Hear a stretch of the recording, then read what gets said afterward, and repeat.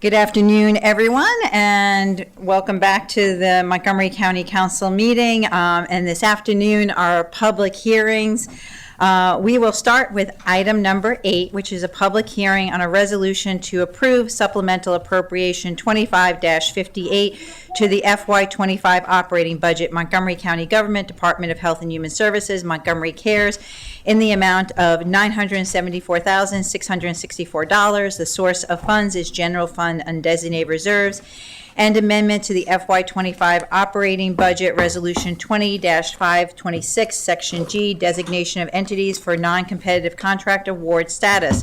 The Primary Care Coalition of Montgomery County, Maryland, Inc., a joint government operations and fiscal policy committee and health and human services committee work session is scheduled for April 21st, 2025. Those wishing to submit materials for the council's consideration should do so by the close of business on April 14, 2025. There are no registered speakers for this hearing.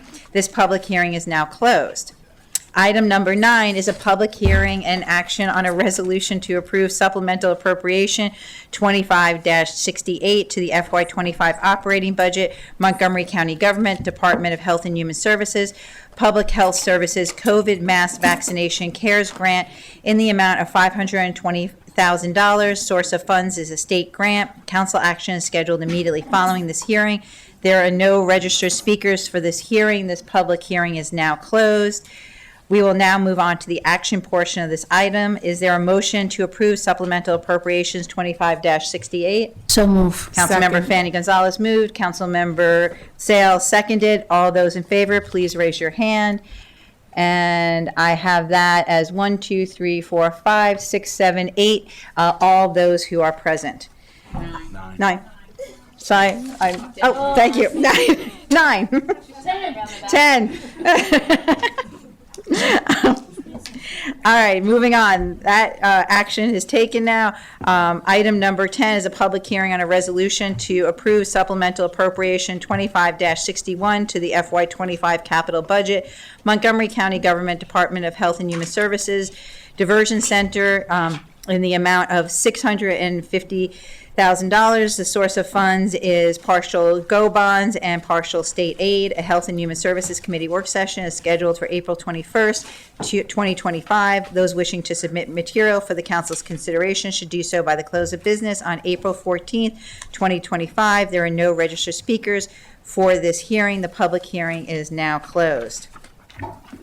Item number 11 is a public hearing on a resolution to approve an amendment to the FY25-30 capital improvement programs and supplemental appropriations number 25-63 to the FY25 capital budget, Montgomery County Government, Department of Housing and Community Affairs, countywide facade easement program in the amount of $500,000. The source of funds is state aid. A Planning, Housing, and Parks Committee work session is scheduled April 25th, 2025.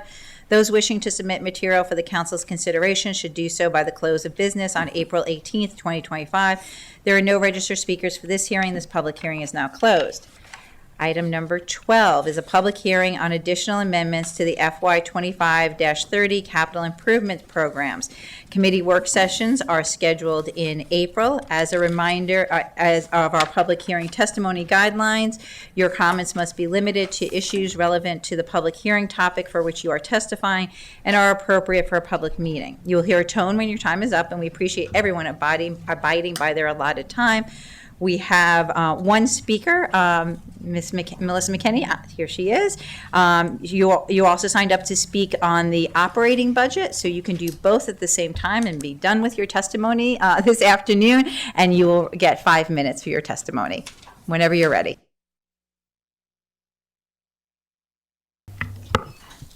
Good afternoon. My name is Melissa McKenna. I'm here to start your afternoon off with something completely different. The MCPS Shady Grove Bus Depot.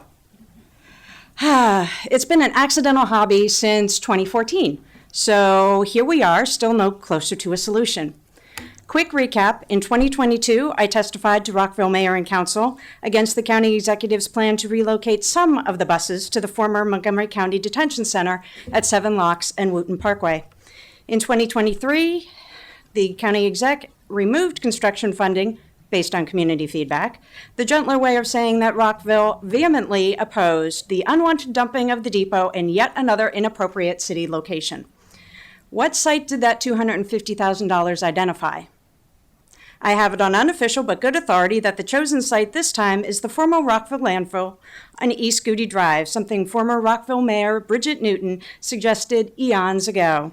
There's already remediation activity going on there, but nothing has formally been put forward that I'm aware of. However, this is again an incomplete solution. This relocation will only accommodate 250 of the 450 buses at the Krabs Branch facility. As I have said many times to every government body, the only solution is a complete relocation.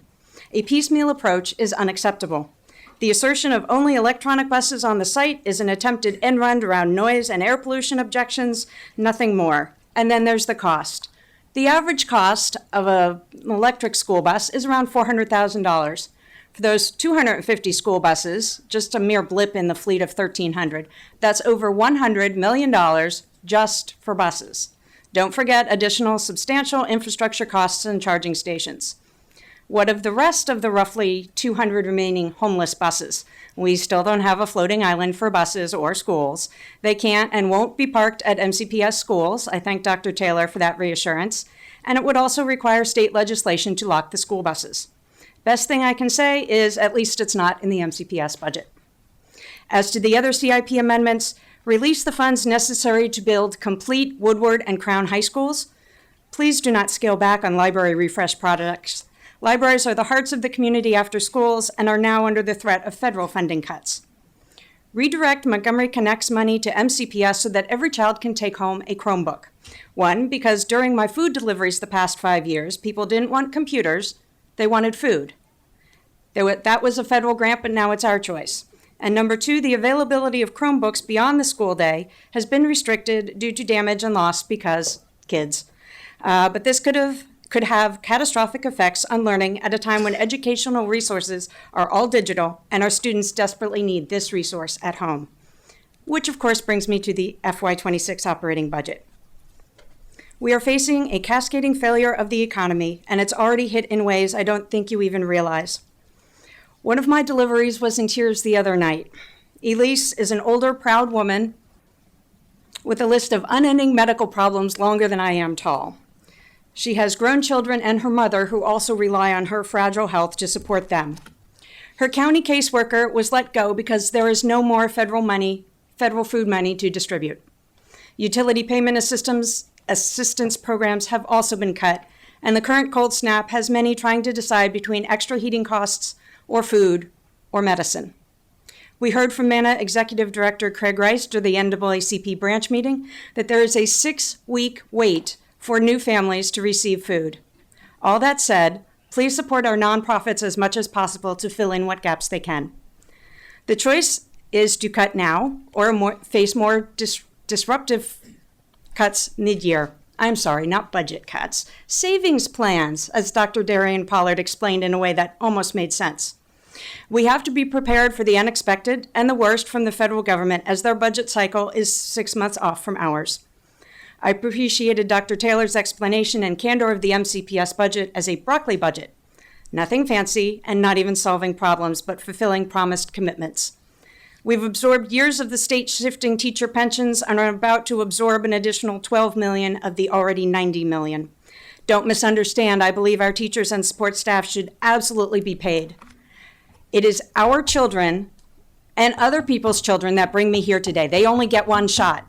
But please remember, there is a limit to the tax burden that those who are able to shoulder it will bear. Thank you. Thank you very much. This public hearing is now closed. The third of the 5 public hearings on the FY26 operating budgets and the FY26-31 Public Services Program and Fiscal Policy for the following: Montgomery County Government, Montgomery College, Maryland National Capital Park and Planning Commission, WSSC Water, and Montgomery County Public Schools. The council committees will conduct work sessions on budgets beginning Wednesday, April 9th, and the full council work sessions will begin on Monday, May 5th. The committee schedule is available on the council's website. Everyone who has registered to speak has and should be afforded the opportunity to testify. We ask that you keep applause and noise to a minimum so we don't distract the speakers and we can all hear them. Also, per our rules for the hearing room, please do not hold up signs that will block someone else's views, and please keep the aisles clear so people can enter and exit. As a reminder of our public hearing testimony guidelines, your comments must be limited to issues relevant to the public hearing topic for which you are testifying and are appropriate for a public meeting. You will hear a tone when your time is up, and we appreciate everybody abiding by their allotted time. Ahead of time, it's already been a long day. I'm going to apologize ahead of time if I mispronounce anyone's name and ask for grace this afternoon. Our first panel up is Sarah Paxima, Alyssa Sanders, Julia Guevara, Susan Jenkins, and Terry Blandon.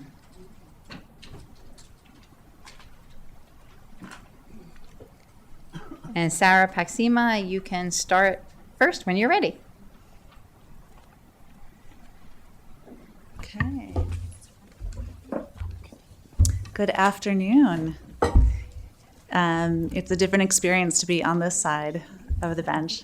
My name is Sarah Paxima. I am a Poolesville Town Commissioner. I'm also a founding member of Poolesville Pride Club and a parent in a queer family. For some context, Poolesville Pride Club is a growing grassroots effort to meet the unique needs of rural queer residents in Western Montgomery County. We are funded by grants from the town of Poolesville and the MoCo Pride Center, which means from all of you. Rural residents of Montgomery County often feel invisible in county metrics. For queer residents, this experience is compounded.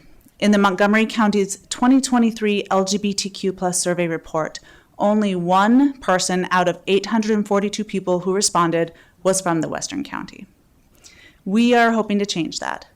Poolesville Pride is working hard to identify and build queer community in the western rural part of the county, centered in the town of Poolesville, with our monthly in-person meetups and other seasonal events. The next time the county conducts an LGBTQ survey, Poolesville Pride will help make sure that you hear from our rural queer residents, because we are out here. Queer residents in rural areas have unique challenges, including distance to services and feelings of isolation. I spoke to a parent of a trans child in our community recently. This parent has been driving to DC regularly to participate in a support group for parents of trans children, because there are no support groups for young trans children, ages 6 to 11 years old, in Montgomery County, much less in the Western County. In addition to support groups for trans children, this parent said the best way we could support their family was through public, visible support. Trans youth see themselves villainized in the media every day. To combat this, they need visible and public support from their local communities. Events like Drag Story Hour, Pride celebrations, Pride participation in regular community events, or the display of Pride flags provide this type of public, visible support. And this type of support is life-affirming and life-saving. Last year, we worked with the Queer Student Union at Poolesville High School to identify ways that the town could do more to support our queer youth. Students expressed that they would feel more supported if they heard from adults who were actively advocating for them, and if they saw more visible public displays of support. We worked with these students and residents to adopt a commemorative flag policy that includes the Pride flag being displayed on an electronic signboard on Wayland Commons and a student mentoring and leadership training program. These types of events increase visibility both within our rural community and within the rest of the county. Every time a queer resident sees a Poolesville Pride sticker in the window of a local small business, they feel that much safer. I thank you all for your past and continued support of LGBTQ services in Montgomery County. Your support for the Montgomery County Pride trickles down to local organizations like Poolesville Pride Club and is essential to the life-saving and life-affirming work that we do. Thank you so much, Alyssa Sanders. Thank you. Thank you for the opportunity to testify today. My name is Alyssa Sanders, and I serve as the Director of Advocacy at Everymind, a nonprofit organization that has supported the mental health and wellness of Montgomery County residents for almost 70 years. You know, I often come before you, or Everymind does, asking for more funding or policy changes to support the communities we serve. Today, however, I'm here to share our support of the FY26 budget, especially grateful for the 3% inflationary increase in nonprofit contract funding. This funding boost comes at a time when many in our community are facing new economic instability, including job losses stemming from federal decisions that have shaken the region. Residents are confronting sudden unemployment, neighbors included, and with that comes stress, uncertainty, and an increased demand for mental health services. Nonprofits like Everymind are often the first call when individuals or families find themselves in crisis. But we can't provide quality care without investing in the people who make it possible. So this inflationary increase will help us retain and recruit high-quality, compassionate professionals, particularly our frontline mental health staff who show up every day to meet residents where they are and walk alongside them through incredibly difficult circumstances. I also urge the County Council to lean in for Montgomery County residents. Nonprofits are not simply service providers. We are essential infrastructure. We fill critical gaps, especially when state and federal resources fall short or fluctuate. At Everymind, county funding allows us to operate the local 988 crisis hotline, provide mental health services in schools, support individuals experiencing homelessness, and serve veterans and active duty service members and their families. As I like to do, share an example, Marianne. She's a local Air Force veteran and single mother to a daughter with Down syndrome. Marianne is 100% disabled and came to Everymind overwhelmed. A failed installation of a handicap-accessible bathtub caused significant damage to her home. Her central air conditioner was broken, and the cost of keeping fans running had driven her electric bills sky high. She was struggling with PTSD and military sexual trauma and trying to take care of her daughter alone. Our care coordinator stepped in to help Marianne navigate home repairs, access funding, and advocate with her warranty company. She helped Marianne break down each challenge into manageable steps. And she later shared with us how grateful she was, not just for the solutions, but for the emotional support, the guidance, and the sense that she wasn't alone. That's what this funding enables. Real people, real lives, real relief. We're proud to partner with you to support the people of Montgomery County. We thank you for investing in this work and for continuing to lead with compassion and vision. Thank you. Thank you. Julia Guevara. Buenas tardes, concejales del Condado de Montgomery. Para mí es un honor poderme dirigir a ustedes. Mi nombre es Julia Guevara, soy originaria de El Salvador, tengo 21 años de vivir en el Condado de Montgomery. Honorable council members, it is an honor for me to address all of you. My name is Julia Guevara and I am originally from El Salvador. I have been a resident of Montgomery County for 21 years. Hace unos años conocí a una organización que se llama Mujer, Fuerza y Coraje, desde que es una organización sin fines de lucro que ayuda a la comunidad latina, a las familias más vulnerables. Desde entonces ejerzo el rol como coordinadora voluntaria de esta organización, pero tenemos un programa que se llama Los Adultos Mayores o Los Años Dorados. También ofrecemos otros programas. A few years ago, I had the pleasure of meeting Milagro Flores, who is a woman who works for the Latino community like few others do. Milagros is the founder of the organization Mujer, Fuerza y Coraje, a non-profit organization whose mission is to provide tools and support to women and their families to help them move forward more effectively towards the future. Quiero abogar por la comunidad de la tercera edad latina, a quienes llamo los adultos mayores, llenos de sabiduría, historia, anécdota. Muchos de los adultos mayores ya están jubilados, muchos de ellos están solos y olvidados. I want to advocate for the Latino elderly community, whom I refer to as seniors, filled with wisdom, stories, and experiences. Many of these elderly individuals are retired, and many of them are alone and forgotten. Nuestros jóvenes son demasiado jóvenes para compartir, para comprender la importancia de compartir con ellos. Los que estamos en la edad media estamos demasiado ocupados trabajando para poder sacar a nuestras familias adelante. Eso genera una sensación de abandono y olvido en nuestros adultos mayores. Muchos de nuestros adultos mayores ya no son elegibles para laborar laboralmente y no pueden trabajar con la misma agilidad que otras personas de otras edades. Our young people are often too young to understand the importance of spending time with them. Those of us in the middle age are too busy working to support our families, which creates a sense of abandonment and neglect in our seniors. Many of these elderly individuals are no longer employable and cannot work with the same ability as people of other ages. Es importante no olvidar que nuestros adultos mayores están llenos de ansias para compartir, socializar, sentirse que son parte de la comunidad. Por eso es tan importante mantener estos espacios activos para que ellos puedan tener un lugar seguro donde puedan compartir, puedan socializar al mismo tiempo, aprender sobre salud, actividades físicas, ejercicios mentales, de arte, socializar, actividades fundamentales para una buena salud física, mental y emocional. It is important not to forget that our seniors are eager to share, socialize, and feel like part of a community. That's why it is so important to maintain active spaces where they can have a safe place to share, socialize, and at the same time learn about health, physical activity, and mental and artistic exercises. Activities that are essential for the good physical, mental, and emotional health. Actualmente, Mujer, Fuerza y Coraje ofrece un espacio tan necesario para los adultos mayores latinos. En el mes de octubre del año 2024 se inició el programa Los Años Dorados o el Adulto Mayor. Hemos identificado la necesidad de proveer este espacio para nuestros adultos mayores.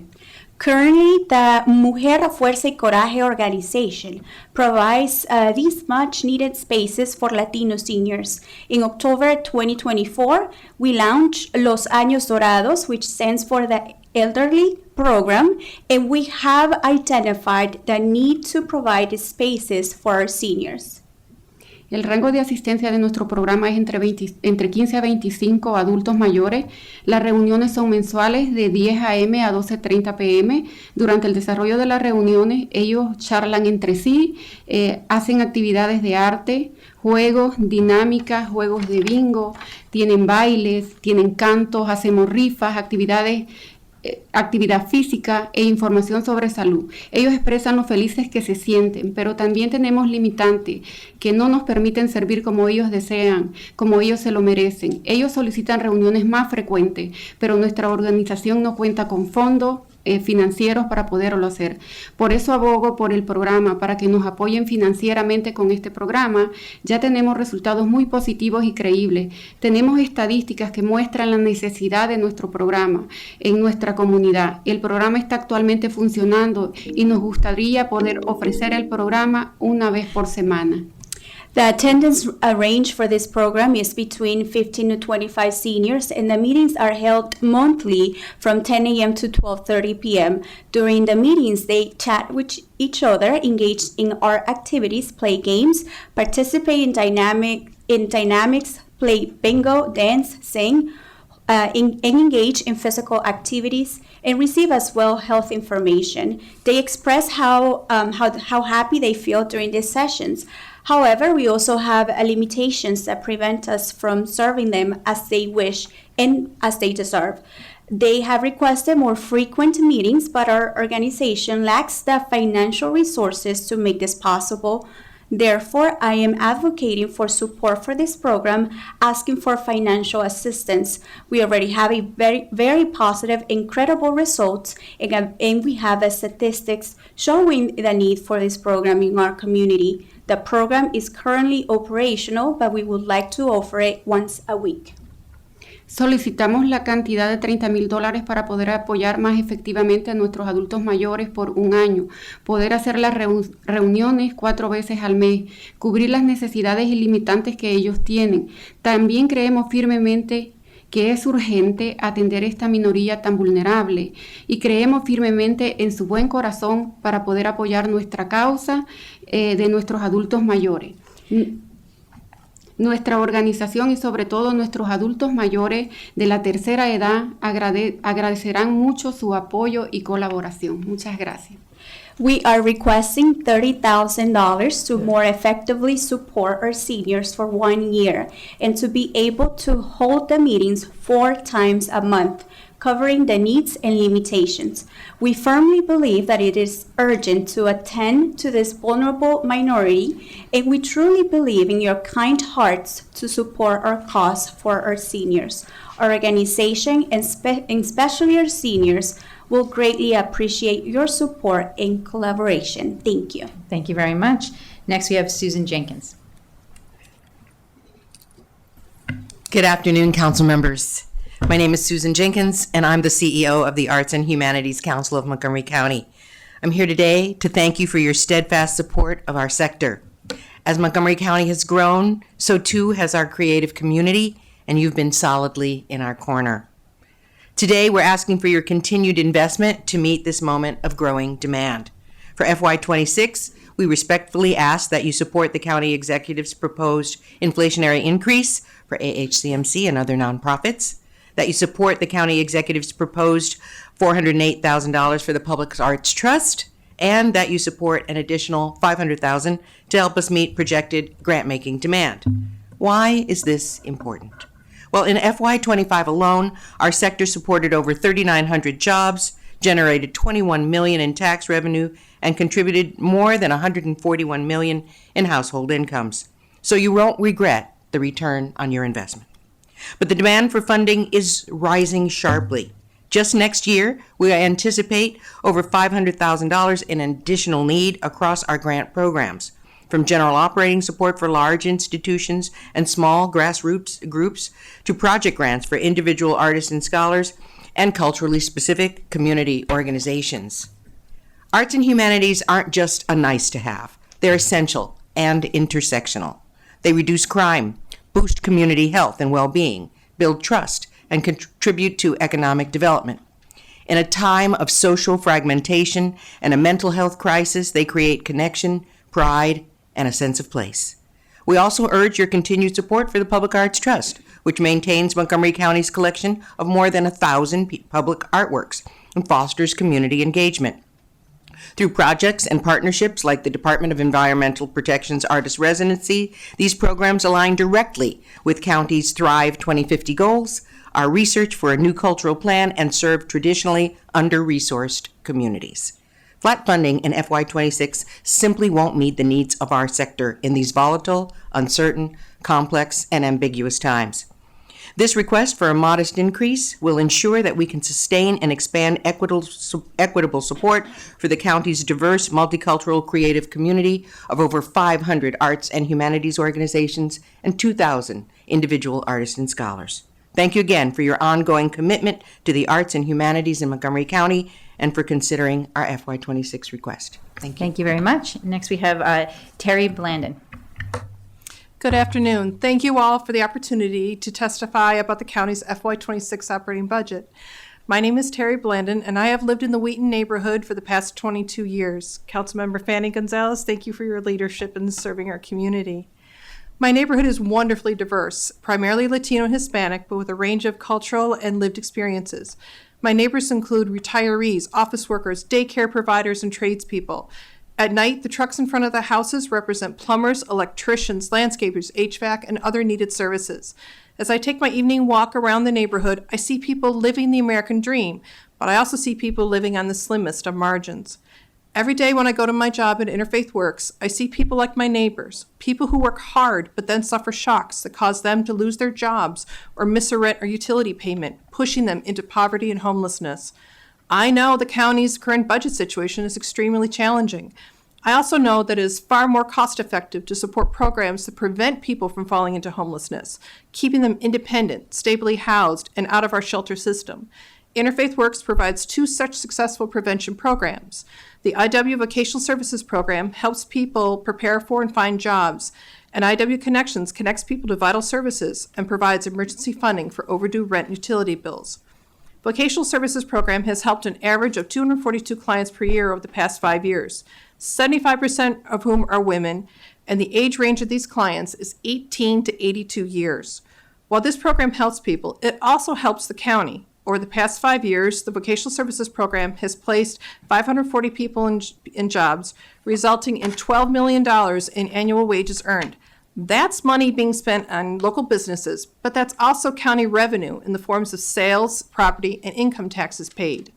The Connections Emergency Financial Assistance Program helps people stay in their homes and keep the lights and heat on. On average, Connections receive 20 to 25 calls a day from people in desperate need. We estimate that 60 to 70% of these calls originate from the county government, including many of you. Last year, the Connections served more than 600 families with financial assistance, distributing more than $281,000. However, that's not enough. There are hundreds more people who come to Connections whom we cannot help because we don't have sufficient dedicated funding. In conclusion, I encourage the council to find support for these two vital programs and enable Interfaith Works to help more of our neighbors, particularly in this time of economic upheaval for our community. The county's investment would represent a strong public-private partnership, matching the support that both these programs receive from private donors, corporations, and the state of Maryland. Thank you for listening. Thank you so much. Thank you to the panel. Our next panel is Anita Lampel, Clara Lovett, Vernon Ricks, Katie Crump, and Tony Alter.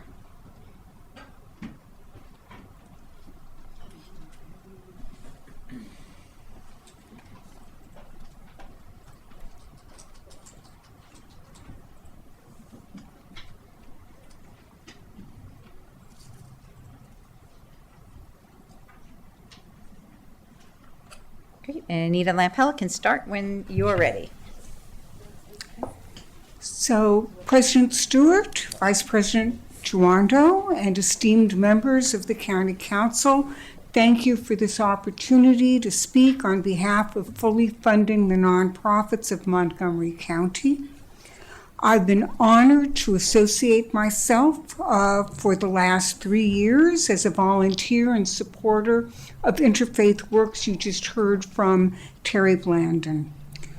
IW's staff combines the professionalism and caring needed to operate such a large and honorable enterprise. This is the one that Governor Moore visited in his first few days of office. Among their many programs, they use preventative strategies to keep people independent, housed, and out of the shelter system. Their primary programs for this are the Vocational Services Program, which helps people prepare for and find jobs, and the Connections Program, which helps our neighbors find vital services and which also provides emergency assistance to cover rent and utilities with a low bar for accessing this funding. Vocational Services Program is innovative, client-sensitive, and effective. Over 90% of those enrolled in these vocational training programs complete that program, and then through Hire MoCo and other means, IW helps local employers find these qualified employees. Interfaith Works is requesting $430,000 out of a fiscal year budget of $855,000 for this. They will get the rest of their funding from other sources. The Connections Program provides emergency financial assistance for past due rent and utilities to prevent eviction. IW had 1,698 inquiries in 2024 for assistance. They were able to help half of those people, in large part because they simply ran out of money. For fiscal year 26, they're asking for $580,000 out of a budget of $975,000 to help an additional 1,150 families. That is 1,150 families more who will not be evicted, who will be able to pay their utilities. In these present times, with our federal workers living in Montgomery County losing their jobs, With food prices soaring, I know that the choices that you are facing for this budget are painful. Please don't cut into nonprofit work, which is foundational to what it means to live in this caring and progressive county. Thank you very much. Thank you so much. Next, we have Clara Lovett. Good afternoon, members of the council. Oh, sorry.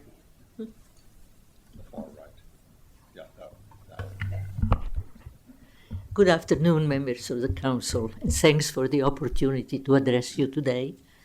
I am a member of the board of directors of the Montgomery Parks Foundation. Yesterday, you heard from the president of the board, Trish Heffelfinger, from Alison Gillespie, who is another board member, and you have received written testimony from our executive director, Katie Richter. There is no need for me to replicate what you heard or read from them. We all wrote those statements together. What I can add, nor is there any need for me to convince you that the park system of our county is a great treasure for all residents of the county. We've been a nationally ranked program for many, many years. I don't need to repeat all of that history that you know very well. What I want to say is add a personal perspective. I happen to live in the village of Friendship Heights, Down County. The village itself manages 3 mini parks, so there are green spaces right under my window. If I walk 5 minutes in one direction from my building, I get to Willard Avenue County Park. Nice green area, not a big park, but it has a wonderful playground for young children, for instance. If I walk in the other direction, I get, in 10 minutes or less, I can be at West Chevy Chase Urban Park. Wonderful, larger resource with even better facilities. That isn't what is going on in other parts of the county. Since 2018, I have served on the board of the Montgomery Parks Foundation, which assists the Parks Department, essentially with one thought in mind. I wish that all families in our county had access to the same parks resources that are right under my window or within very easy walking distance. I wish that all children in our county had easy access to playgrounds. Nothing fancy, but something that works to provide an outdoor experience. Critical now that most of the growth in family and new residents in the county, most of the growth is taking place in parts of the county where developers are building apartment buildings and townhomes. I live in an area where most of the housing is still single-family homes because we were developed a long time ago. I'm looking at parts of the county where people need the kind of access that folks in my area sometimes take for granted.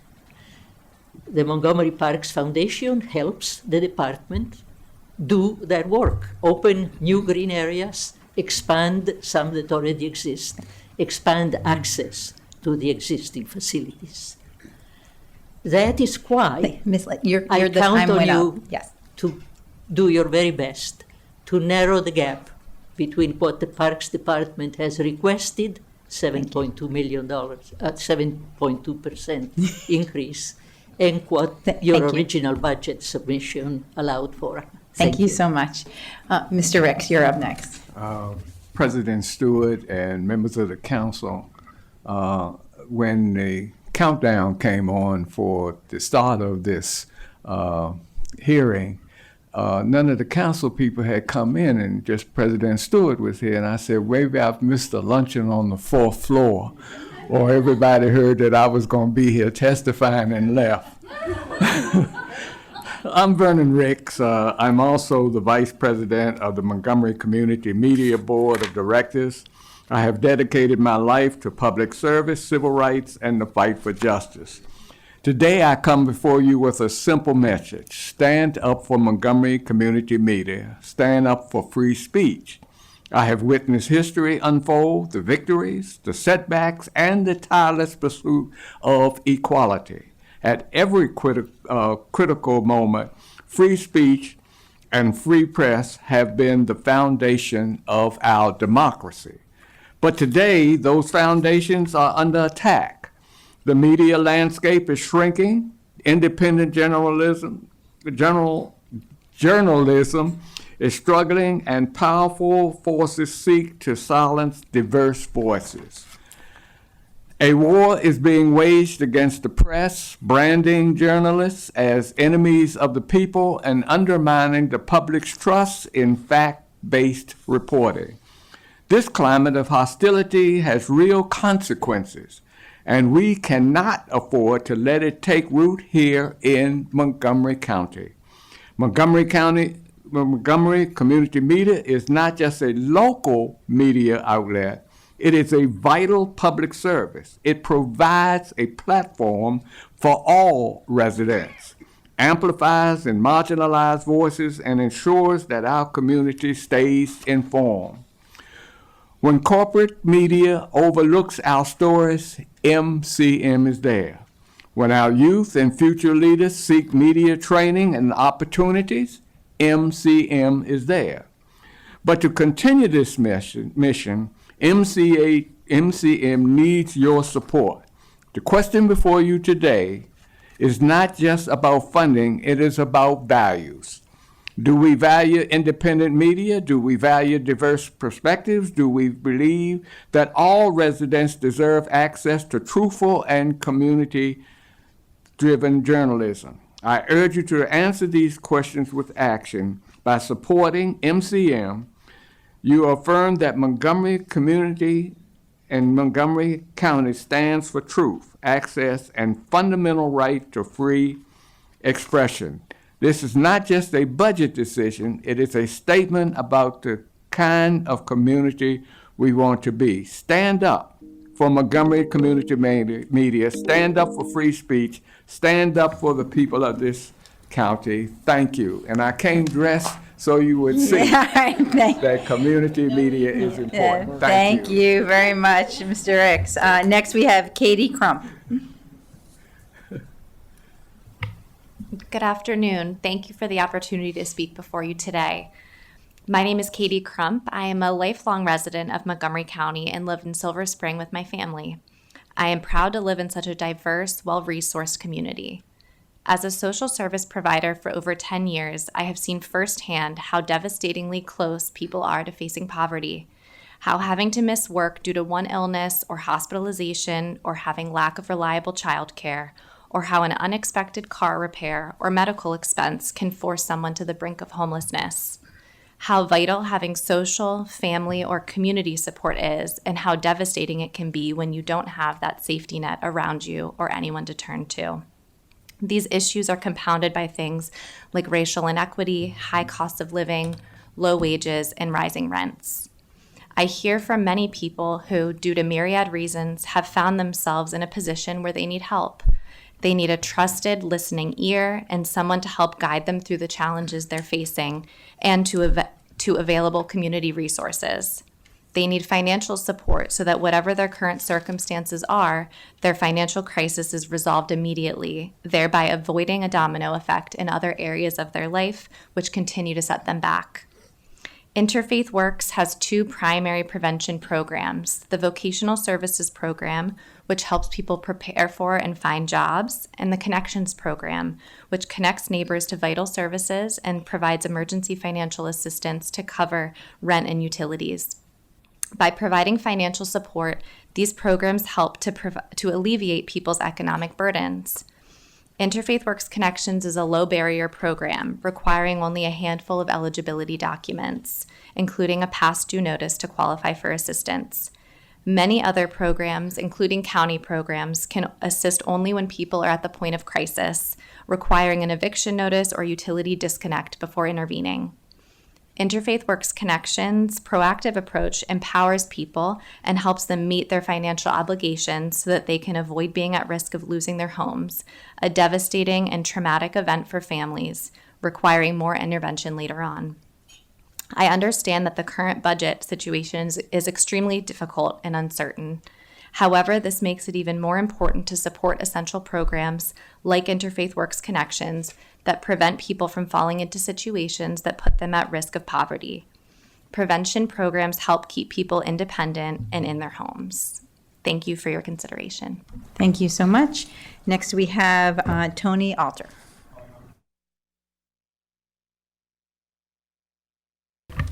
And my family and I have lived in Garrett Park for 27 years. I've served 2 terms as a council member in Garrett Park. I currently ride for the DC Wheels skateboard team. I think they helped me join because I helped pioneer skateboarding, winning skateboard tournaments in California, and I placed 5th in the 1966 National Skateboarding Tournament. So I've seen this sport really mature over the years. Skateboarding is, for many youths, one of the only or main points of social contact. It also provides health benefits through increased stamina, strength, and skill training. I'm also a member of the Skateboard Design Work Group for the Maryland National Capital Park and Planning Commission. This group is helping shape the design of the skate park portion of the proposed Wheaton Action Park. It has become clear over several sessions that our views on the park mirror those beliefs of many community members that this facility will bring huge financial, health, social, and cultural benefits to our county.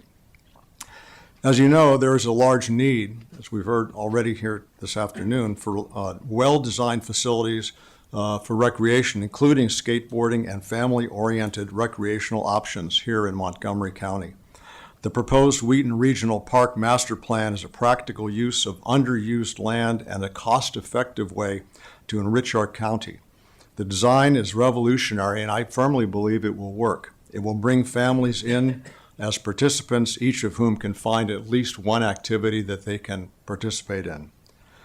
This cost-effective and relatively low-maintenance skate park, the bike paths, adventure play surfaces, climbing facilities, walking paths, and open spaces would be a jewel in the crown of Wheaton area public facilities. It will stimulate commerce as well as social cohesion among the residents. Please plan for the near future so that the Wheaton Action Sports Park can become a reality for individuals, families, and our county. Please find room in the county executive's proposed fiscal year 26 operating budget for Montgomery Park Department's request. Let's support the many young people who have little to turn to but a board with wheels, and provide a world-class facility where they can meet others in a health-promoting, socially interactive environment of our own creation. Thank you. Thank you so much. Thank you to the panel for your testimony today. Our next panel is Nancy McInerney, Alice Salomon, Byron Johns, Sandra Satch Landis, and Carl Gunther.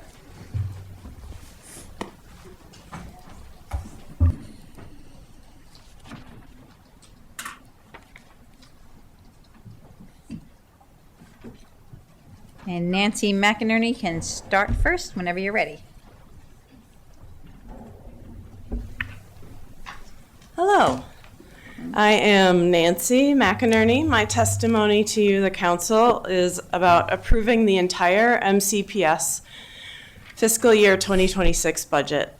I am the PTA president for New Hampshire Estates Elementary School, which we call NHE. My kids attend NHE. I am humbled to represent the families that trust NHE with their children. We love this school. Principal Bob Geiger is a tireless advocate for the teachers, staff, and students at NHE. Our educators are passionate about teaching and love to work together. Unfortunately, NHE suffers from design and construction issues that go back decades. The lower level of this school is a basement that is located at the foot of a hill.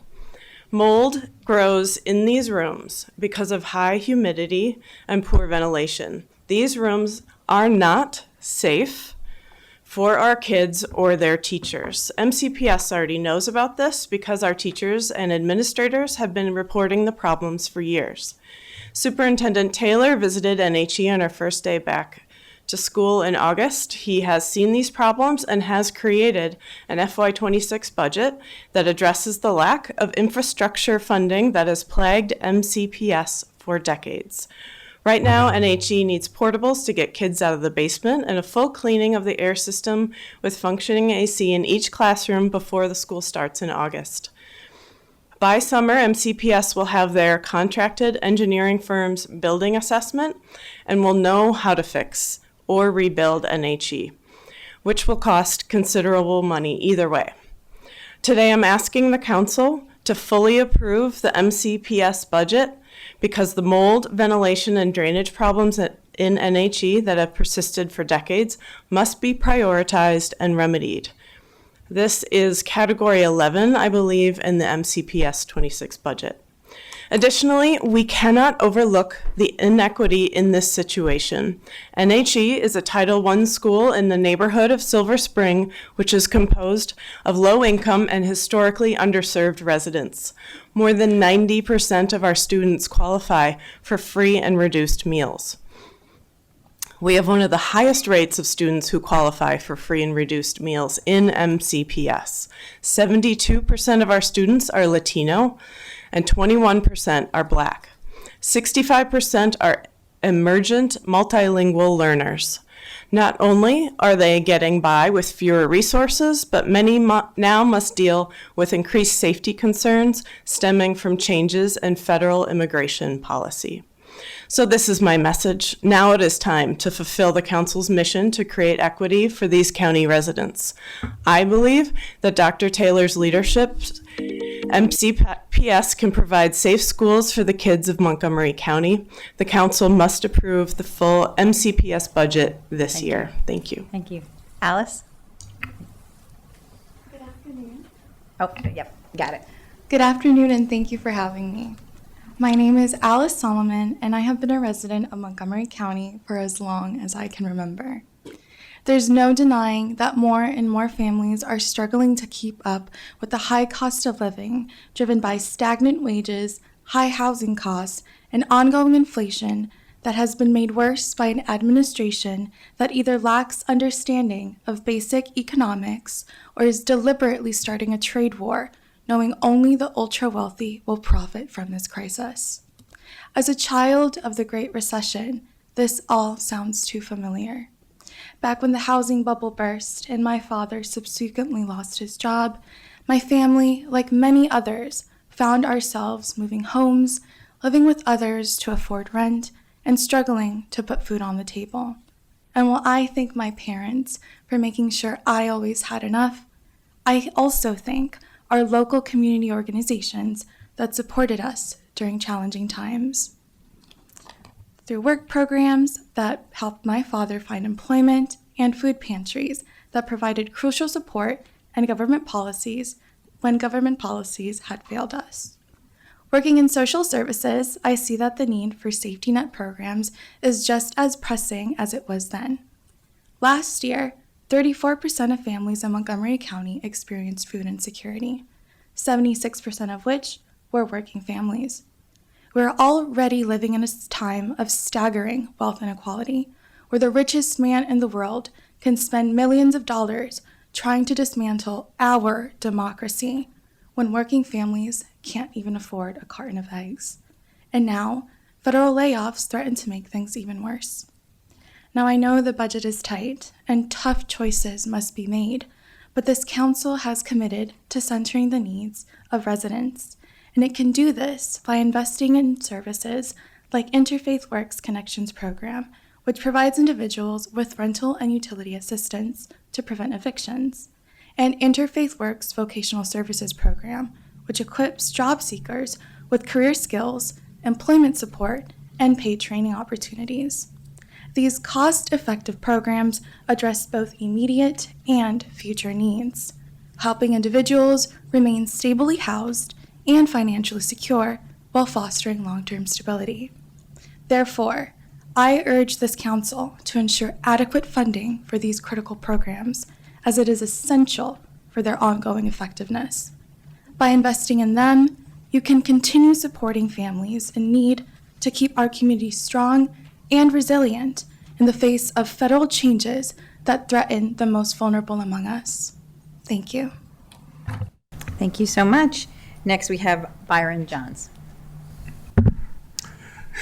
Good afternoon. I'm Byron Johns. I'm representing the NAACP Montgomery County, the Parents Council, and the Black and Brown Coalition. First, I want to say we deeply appreciate what the county leaders have done to provide stability and uphold the rule of law and to protect our community's values. You have asked, as well as we, for data transparency, and I want to commend the superintendent for providing that to us. However, it's crucial to critically analyze what this budget attempts to achieve and what it fails to address. What the budget does. The budget has been referred to as the superintendent's broccoli budget. It is really a fixer-upper. It fundamentally addresses the structural cracks in the district's foundation. If we don't act now, the decay will worsen and the costs will escalate. A major investment outlined in this budget is the underinvestment of special education services. Currently, 4 of 5 special ed students, approximately 8,400, are below grade level in literacy, and 1 in 5, or 2,300 students, are well below, more than 1 grade. This investment is crucially needed. What this budget does not do, however, the budget does not adequately address the historical and foundational issues impacting our Black and Brown students. Specifically, Black students, 1 in 2, about 10,000, are below grade level in literacy, and 1 in 10 are well below. For Latino students, approximately 2 of 3 Latino students, approximately 19,000, are below grade level, with nearly 2 in 10 well below. And in mathematics, these statistics are even more alarming. 4 of 5 Black students, around 13,000, are below grade level, and 1 in 3, or 5,000 students, are well below. For Latino students, 9 in 10, 24,000 students, are below grade level. The State Board of Education has passed policies prioritizing literacy and math, including the retention of 3rd grade students that do not meet grade level standards. If we fail to address these literacy and numeracy gaps, these policies will inevitably require some students to repeat grades, which will lead to increasing costs in the future. Given these facts, we ask the Council to reconsider expanding after-school and out-of-school time academic support funding that has demonstrated efficacy.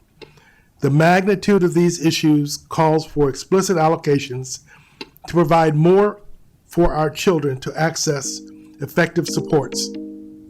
Each $1 million invested provides 25 weeks of after-school or out-of-school time high-dosage academic supports for 1,000 students. There is no miracle. Without investments and additional time on task, many of these students will not have a chance to recover. In closing, I urge the Council to consider these priorities as you deliberate on the allocations for $7.66 billion FY26 operating budget.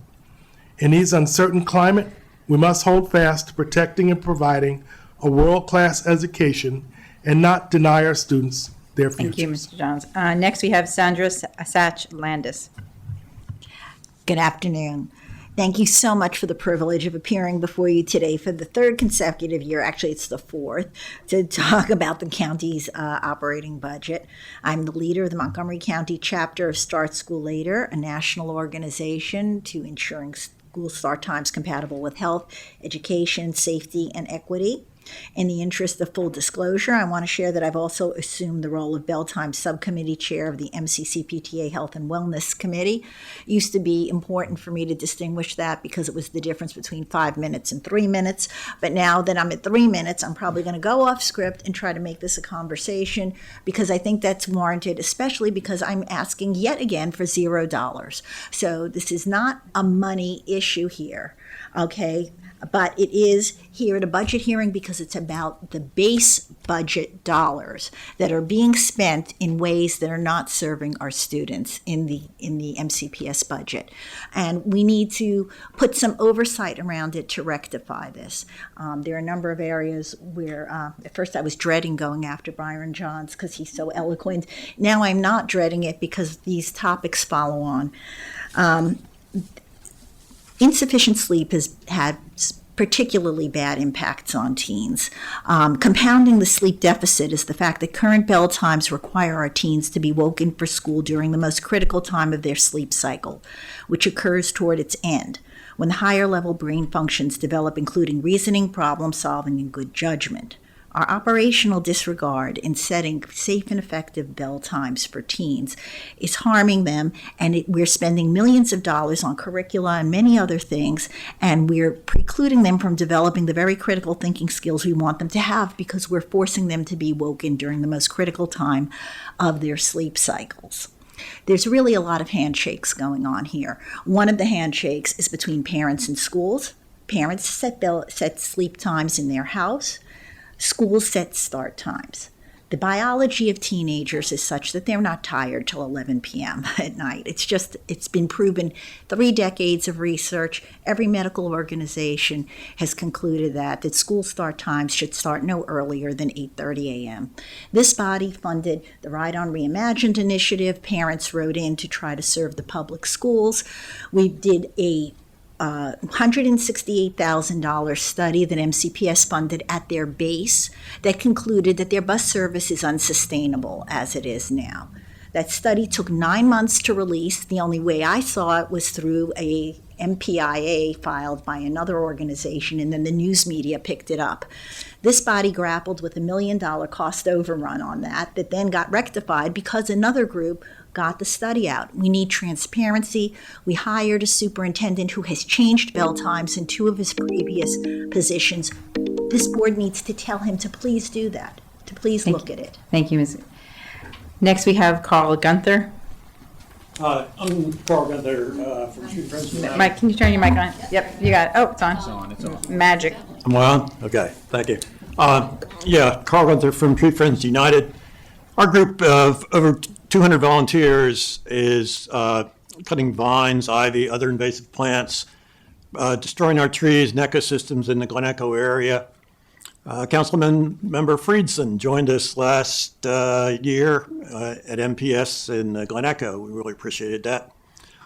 We strongly support the Montgomery Park's funding request. However, that's conditioned upon changes in park policies that will both encourage and truly empower our communities to fight the spread of invasive plants. Nobody wants them.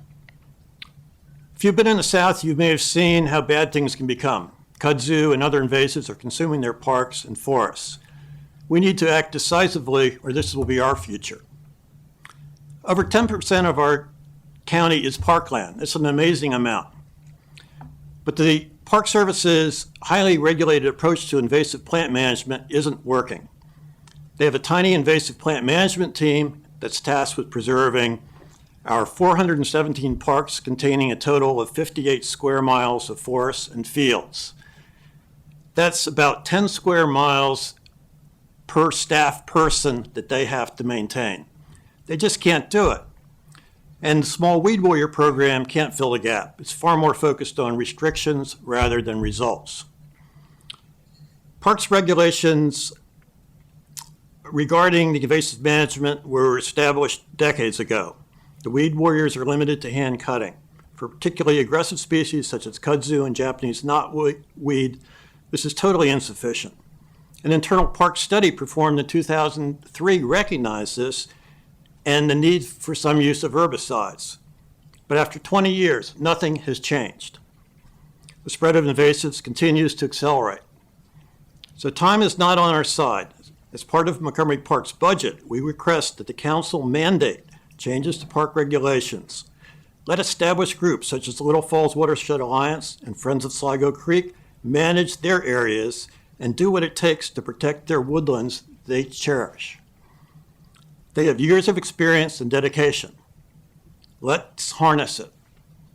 The risks are inherent in change, but if you travel through the South, you can see what's going to happen if we don't take these risks and free the parks from decades of regulatory rigor mortis. Thank you. Thank you very much. Thank you to this panel.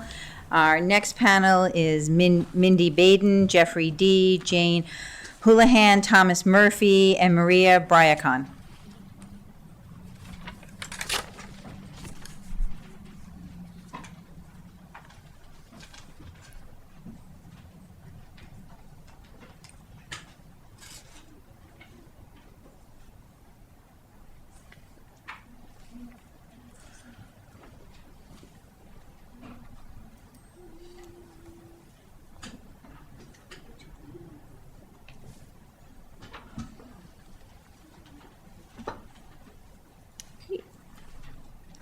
And Mindy Baden, you can start when you're ready.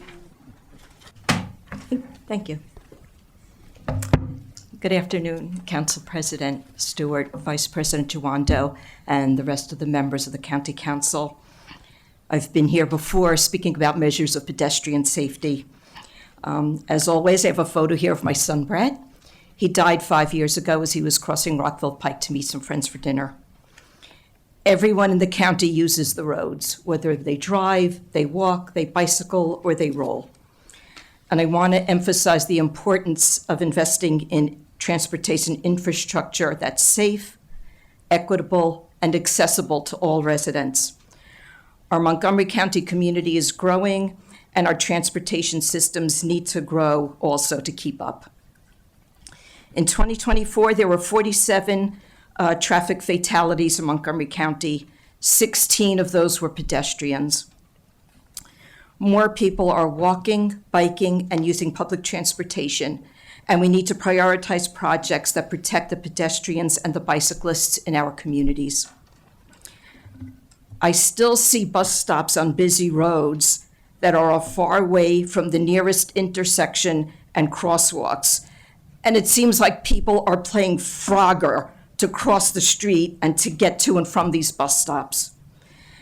It's not a game, and I'd like to see way more pedestrian hybrid beacons and crosswalks in our county. I do see those in the budget, along with improved walkways and bikeways, traffic signal adjustments, neighborhood traffic calming devices, and more automated traffic enforcement. And I fully support all the traffic projects that will help in achieving our Vision Zero goals. On my 65th birthday, the first thing I did was go to the library and get my senior Smart Trip card. I was like a kid in a candy store. I was so excited to get half-price metro rides and free ride-on trips. This budget includes free ride-on for everybody, not just for kids under 18 and not just for people over 65. Public transit is essential for so many of our residents, and the free fares will ease the financial strain on some of our families and encourage more to use ride-on. My son Brett used ride-on buses every day to get to and from his classes at Montgomery College and then to get to and from his job at the Health and Human Services. And my husband Joe takes the 53 ride-on bus every weekday to get to and from work. I urge you to continue to invest in transportation infrastructure. Thank you. Thank you so much, Mindy. Next, we have Jeffrey D. Good afternoon, Council President Stewart and other members of the County Council. My name is Jeffrey D., and I am the President and CEO of Habitat for Humanity Metro Maryland. Thank you for the opportunity to speak today on the FY26 proposed budget. We recognize that this is a difficult budget year for the county, as it is for our organization, many other nonprofits, and our fellow residents. That being said, there is still a huge need for affordable housing in the county. As an example, for our project Alien Place up on Randolph and Fears Mill, we had 27 home ownership slots. We had 143 applications for those slots. We are grateful for the housing funding included in this year's executive's proposed budget, and we encourage the council to pass the budget with these funding levels intact. It's really important to point out that the funding levels as proposed by DHCA and the county executive will ensure that the projects that are currently in the pipeline can move forward as planned, which is really important. The one recommendation I would make to the council as you evaluate this budget centers on the down payment assistance funds. As strong supporters of the More Housing Now package, Habitat, which calls for doubling DPA funds from $4 million to $8 million, we are of course grateful to see the county executive propose a $1 million increase, but we strongly encourage the council to increase the program funding to $8 million.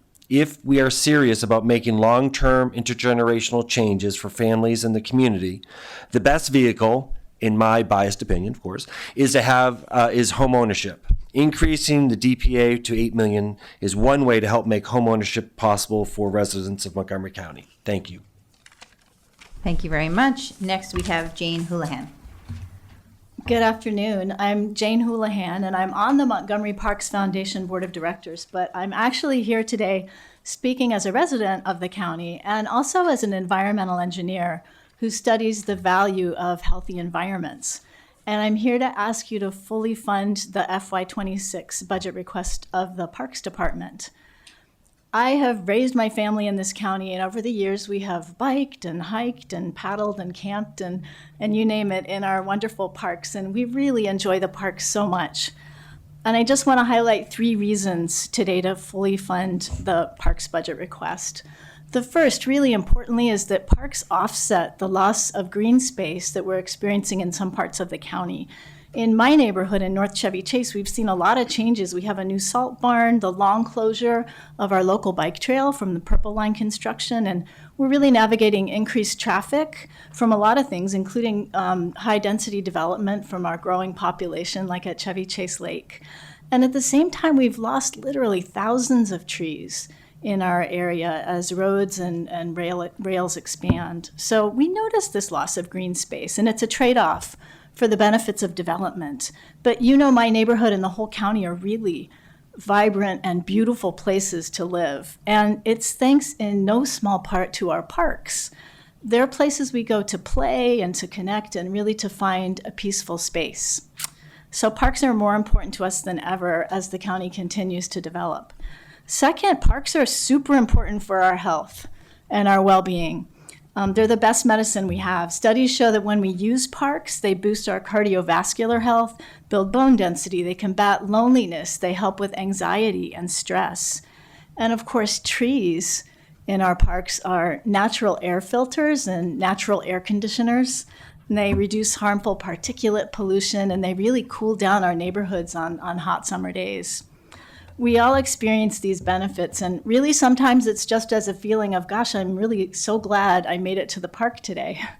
So third, just is that better parks mean better schools. And my kids really thrived here.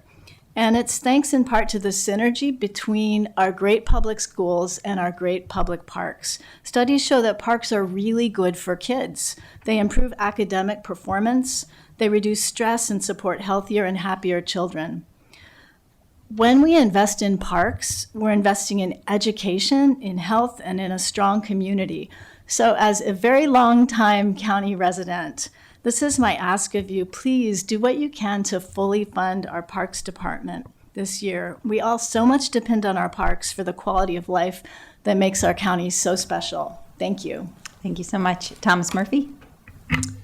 Good afternoon, Madam President, members of the council. I'm Tom Murphy, and I appreciate this chance to comment on the county exec's proposed increase in the property tax levy for our schools. I submitted a written statement. I hope you'll have time to read it. To save time here, I'll just quickly summarize my points. I'm a retired Fed on a fixed income with no kids in MCPS, and my current property taxes already exceed the SALT limit. All are good reasons why I should oppose the proposed increase.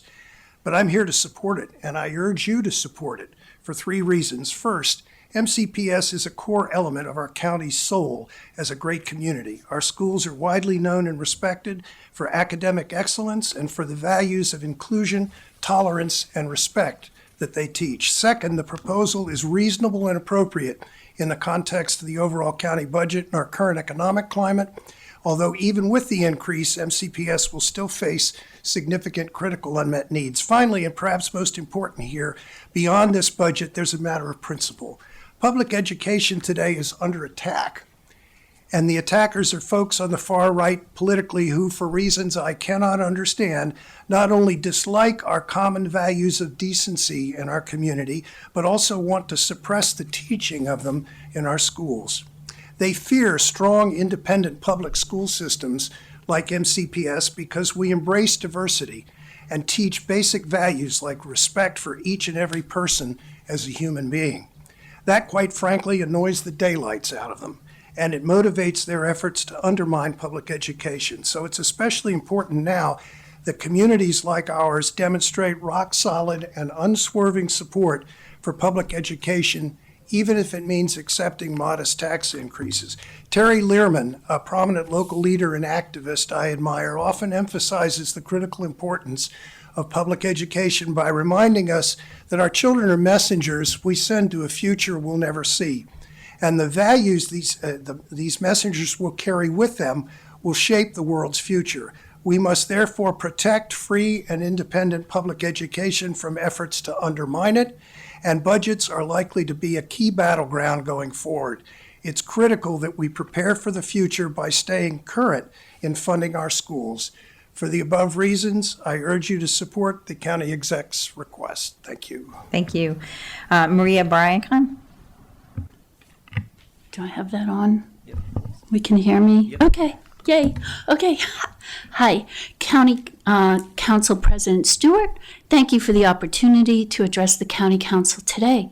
I'm Maria Briançon, President of Poolesville Area Senior Center, also known as Poolesville Seniors. We're asking for your vote in favor of the county executive's proposed budget regarding legacy grants. We're a successful, growing senior rec program in the Up County. We're grateful to the county for having received a community grant annually since 2016, and also as an FY25 Legacy Grant awardee.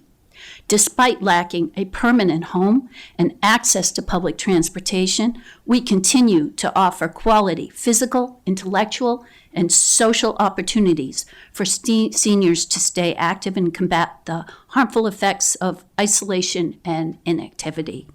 Community grants, about 25% of our budget. In FY25, OGM rejected our application. We learned we couldn't receive another community grant till FY28. Given other grants that are offered by the county don't meet the needs of our mission, we're grateful to have received that one-year legacy grant extension. We're growing big and fast. In '24, we served 1,164 unique attendees, more than double what we did in '23. We offered 783 free events in 2024, about 520 in '23. Total attendance surpassed 11,500 in 2024. We're reaching out to more diverse audiences, and we now offer WUMCO clients our calendar of events in Spanish. Pickleball is huge. We have 200 registered players. Around 30 are competing in this year's Maryland Senior Olympics. 10 previous winners are going on to compete in nationals in Des Moines in May. Our team Jaws, we just clocked the fastest time for the second place beating the second place finishers by 30 seconds in the cardboard boat regatta contest that you all put on. Our program's popular. In March, we had 60 attendees for Shamrock's Shenanigans Bingo, 100 for the Motown Dance Party, and now we've started Chair Fitness, a class for our less mobile patrons. We juggle different church rental spaces, and now we're renting MCPS facilities too. Our chair class has doubled to 40 attendees since we introduced it in September, and it was twice a month, and now we're going to offer it weekly. Fundraising has improved, but not to the level we need to keep pace. We're thankful to both the county and the town of Poolesville for supporting us. Our board and tiny staff work hard to raise the remaining 50% of our budget, and we're mindful seniors live on fixed incomes and local businesses are stretched their own giving capacity. Support us, please. Thank you. Thank you so much. Thank you to everyone on this panel. I'd like to call up Kathleen Mim, Ruth Knoll, Leslie Graham, Bhavneet Bajan, Nadine Mason-Mort.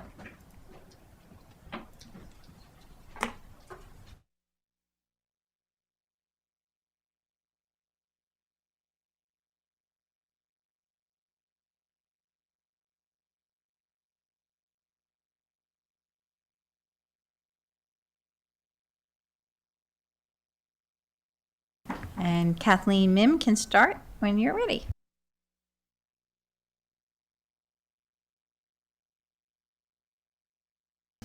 Thank you.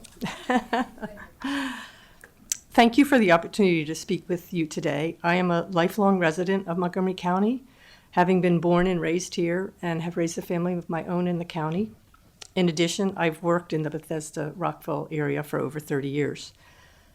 As the fabric of the county has changed over the years, one significant improvement is the availability and accessibility of natural surface trails and community parks. These trails and park areas provide an accessible respite from the grind of daily life for many residents. These green spaces provide a relatively low-budget bonus to living in Montgomery County, making Montgomery County a desirable place to live and own a business, which in turn contributes to a healthy tax base. In the scheme of things, the park budget is tiny, but the rewards to the county residents are immeasurable, yet critical to the physical and mental wellness of the communities. I'm speaking in favor of fully funding the MoCo Parks budget request so that the county can continue to maintain and expand the existing natural surface trails and local parks in the county that provide so many benefits to the county residents. For myself, I volunteer a significant amount of time teaching basic mountain biking skills to encourage families and women, both young and old, to get outside and enjoy the excellent trail system and the parks that are in their backyard. I encourage the county to fully fund the park budget so that the department can continue to make Montgomery County a highly desirable place to live and work by providing well-maintained and varied outdoor spaces and trails for the diverse communities that the county serves. Thank you. Thank you very much. Next, we have Ruth Knoll. Hi, I am Ruth Knoll, a county resident testifying on behalf of Presbyterians for Police Transformation, which is a ministry of Tacoma Park Presbyterian Church. From our inception as followers of the nonviolent Jesus, we have strongly supported shifting a portion of the public funds now going to policing to non-policing services and interventions that are less dangerous, particularly to our people of color, and more successful at de-escalating and preventing violence. This would help prevent the criminalizing of non-criminal behavior and address the real causes of a safety situation, which we've heard about today in terms of mental illness, substance abuse, and homelessness. Therefore, we urge the council to amend the budget by transferring sufficient funds from the police department to achieve the following. 1, further expand the mobile crisis outreach teams, including in Tacoma Park and Down County.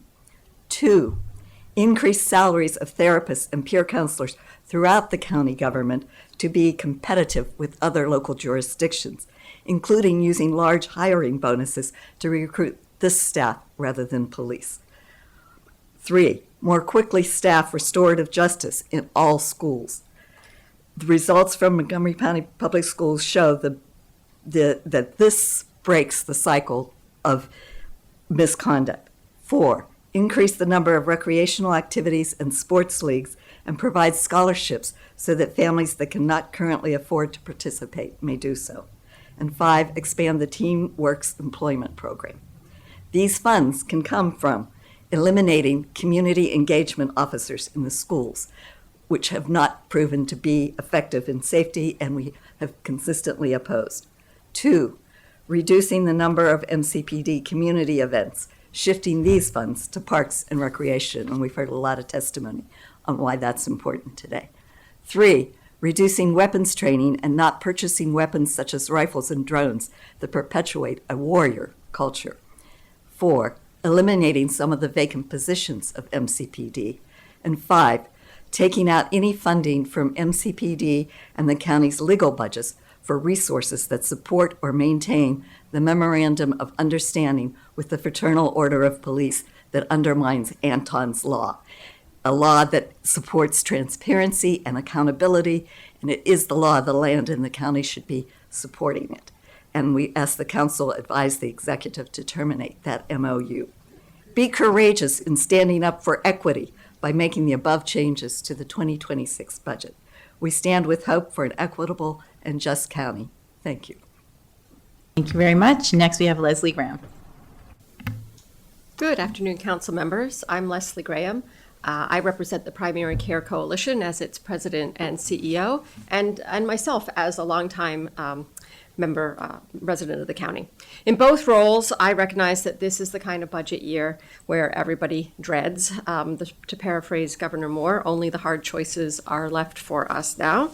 And I'm here today to talk about a hard choice that we must commit to, and that's to provide an increased budget to the county's healthcare safety net, specifically the Montgomery Cares and Care for Kids programs. It might be tempting to tell our nonprofit health centers that we simply have to wait, that for yet another year, they should just fundraise more. But these programs were built as public nonprofit partnerships, and the county is falling short of its share. As a reminder, the public part of these partnerships was to be 70% of the cost. The actual share has dipped closer to 40%. On behalf of PCC and our partner health centers, I'm here to tell you that more waiting, it isn't an option. The healthcare being provided for 35,000 uninsured neighbors, 3% of our county's population, it can't wait. The county executive recognized this in his budget proposal, allocating an additional $1.9 million for the Montgomery Cares support and $334,000 for Care for Kids program. Neither proposed addition is enough, but this, I know, is not a budget year of enough.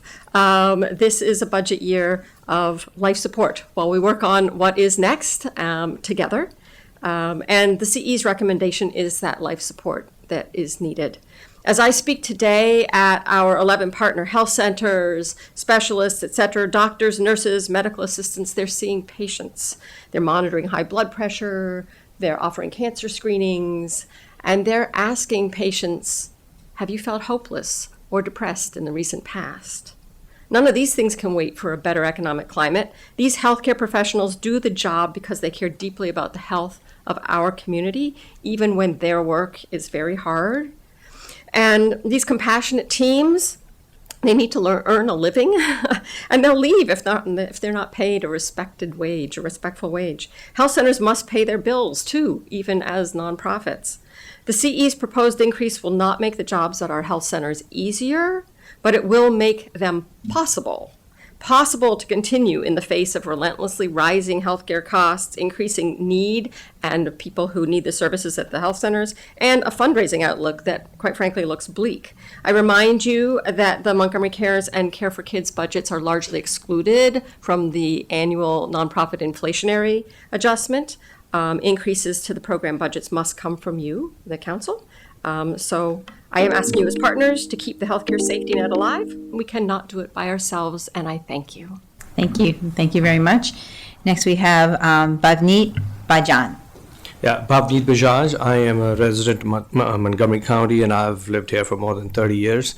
I'm also a small business owner that does IT services and have been affected by the federal DOGE cuts and lost contracts within the federal government.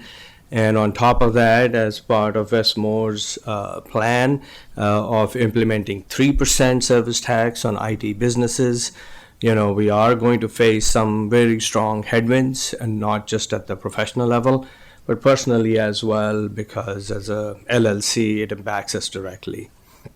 And as all residents, we've heard a lot today, how all of these programs are important, and that's great. And I think it's a very tough decision for the council members to figure out what to fund and what not to fund, and it's a difficult choice. But having said all of that, we all face headwinds. As you said, the climate is not very conducive, and everybody is facing hardships. So are we. I mean, the costs, inflation has gone up significantly for everyone in the county. including homeowners cost in terms of insurance costs. And I am here today opposing the 3.5% hike in the property taxes, right? It affects all of us. The number of homes in Montgomery County is consistently increasing. The cost of homes have gone up as well. The pricing in terms of when you go to buy a home, it's more expensive. So clearly there is additional revenue that's coming in, but it's up to the council members to really figure out how to balance the budget. A lot of us also have to manage with lowered budgets ourselves, and we are going to make cuts at a personal level and do things less than what we were doing before. One of the things that County Executive Ehrlich mentioned that, Donald Trump is going to cut the taxes, so the tax increase is justifiable. Let's wait for that to happen and then propose that tax increase. I don't think we have seen anything. I don't think we can trust what the president says, and whether he's going to do it or not is another thing. So, I'm requesting council members to really consider and say, you know what, let's not raise property taxes more than what they are today. Thank you. Nadine Maison-Mort. Hi, my name is Nadine Missoni-Mort, and I've been a resident of Montgomery County since 1975. I've been a member of many organizations as officers and a volunteer, as well as I've been a special education mediator for 40 years. Currently, it's my privilege to serve on the Montgomery County Pride Family Center's Community Advisory Board under the leadership and guidance of Philip Alexander Downey, our brilliant and dynamic CEO. I'm here today to turn the clock back to 1998. I don't always carry, I have a locket instead of this. I don't always carry a huge picture. When my twins were entering their teens and realizing that they were different from most of their friends. That was when their peers suddenly melted away and they found themselves without the support groups that most other kids had. We were lucky that they had each other and a supportive chosen family. Sadly, they had no one their own age to confide in, no safe place to go to be themselves and find support from other kids or adults to share similar experiences and to belong. So I know firsthand the fear, the deep loneliness, the desperate need we are asking you to acknowledge and address today to provide not just continued but increased funding for the Montgomery County Pride Family Centers. You all recognize that this is a very desperate time. The emotional damage, the Trump administration's verbal attacks, demeaning policy changes, and outrageous scapegoating are like daggers into the heart. They take an enormous and physical toll on the citizens, your neighbors, young people, elders that you represent. Funding the LGBTQIA plus life-affirming and life-saving programs, safe spaces, and wellness resources for youth, adults, and elders are a critical need. Today, I'm asking you to do just one thing. The one thing that you can do to make a real impact on the lives of LGBTQIA plus families, individuals, and allies. That's a big group in this county. That one thing is to fully fund and hopefully expand the support for the Montgomery County Pride Family Centers. Finally, please accept my most sincere thanks for all you have done to make this amazing life-saving resource a reality. Thank you, and thank you everyone on this panel. Our next panel is Mohit Sagal, Philip Alexander Downey, Paula Ross, Kenneth Bauer, and Daniela Shavico. What is it?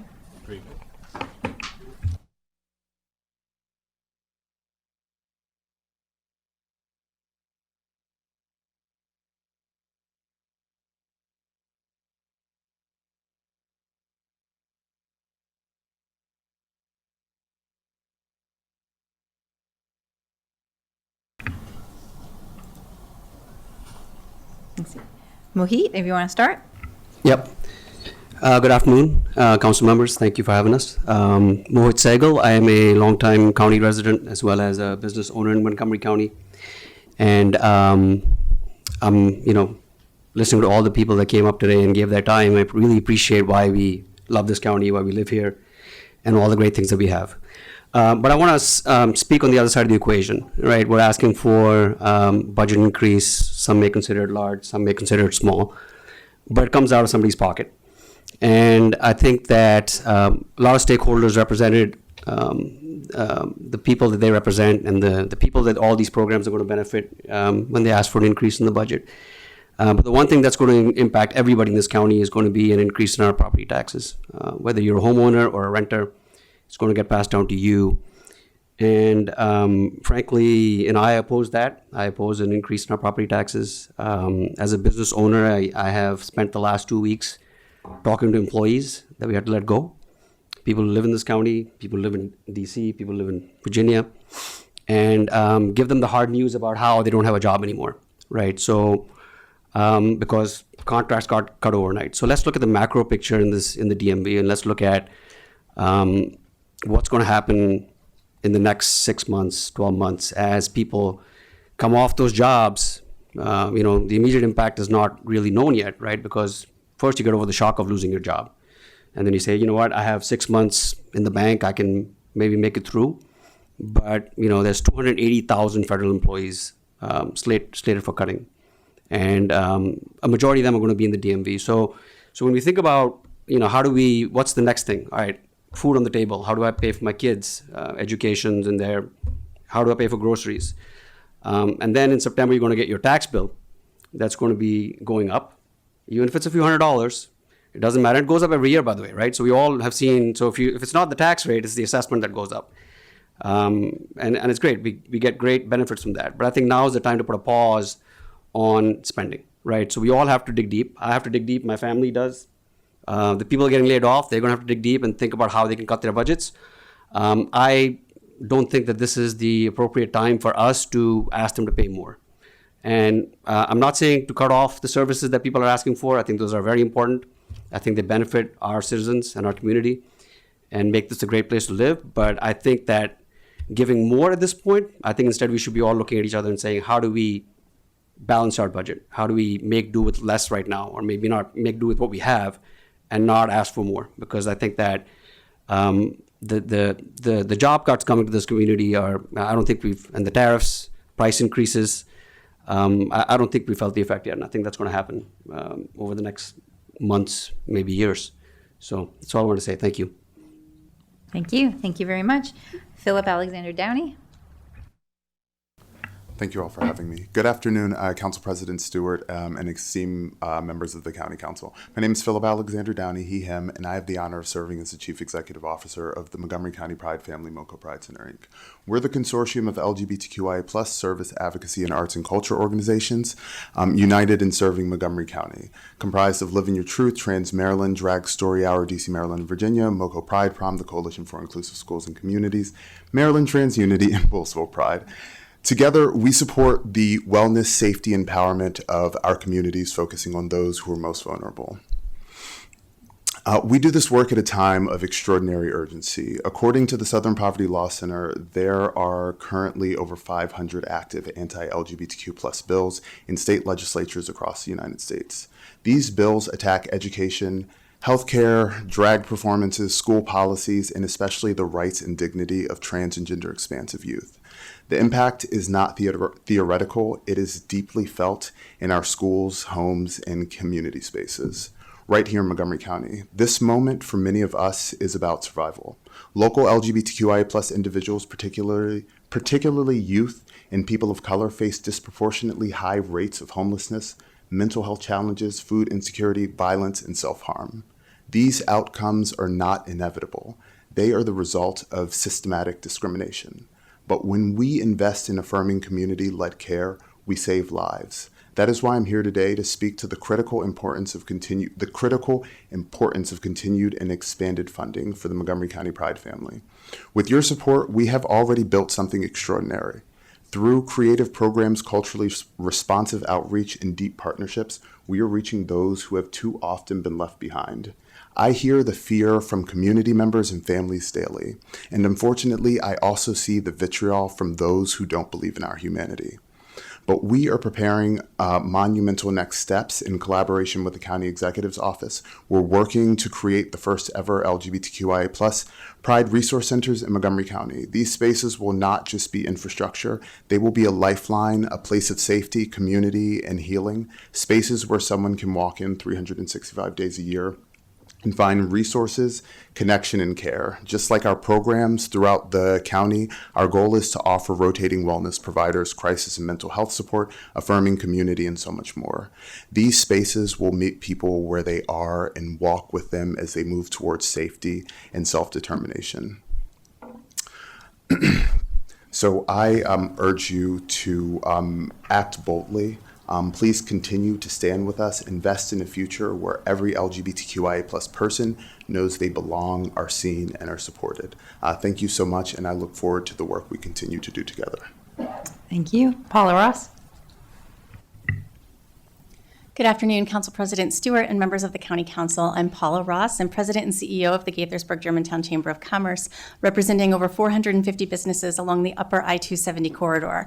Our chamber serves Gaithersburg, Germantown, Clarksburg, and Damascus, with over 65% of our members comprising very small businesses with fewer than 10 employees.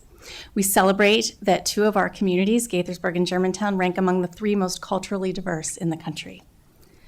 One of any chamber's primary mission responsibilities is promoting economic development. Through your support with the Emerging Business District Grant, we have been able to make progress in understanding what might make Germantown Town Center thrive over time. While there is much work to be done, as this is intended as a 3-year project, we appreciate your commitment to this important economic development work. We also express our support for public safety initiatives, such as the Drone as a First Responder program in Germantown.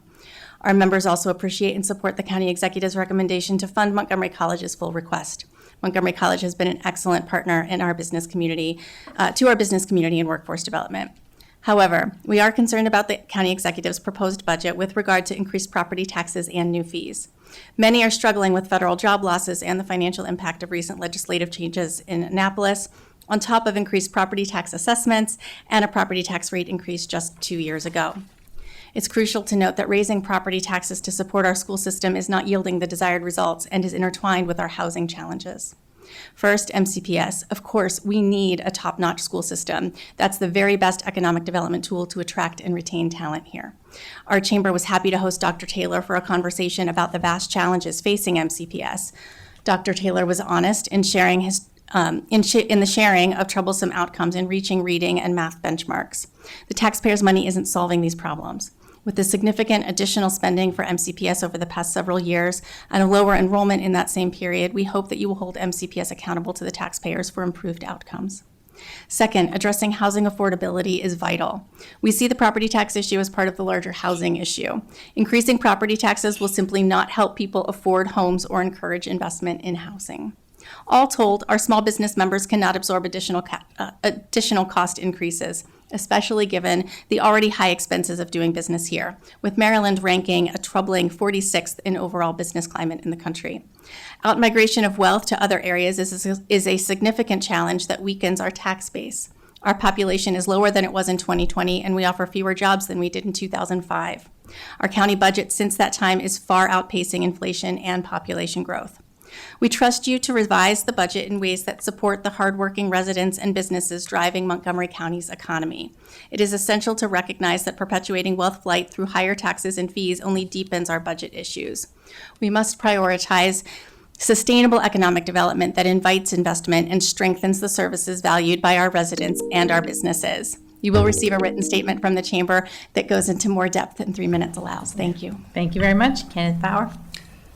Good afternoon, Council President Stewart, Vice President Juando, and council members. My name is Kenneth Bauer.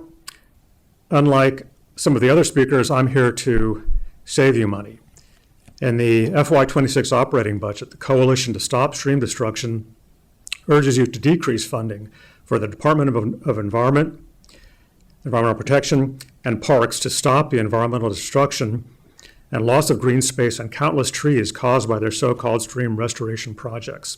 Specifically, salaries for DEP and Parks personnel who have been promoting stream restorations should be eliminated because they are lying to the public and the county council about the purported benefits of stream restorations.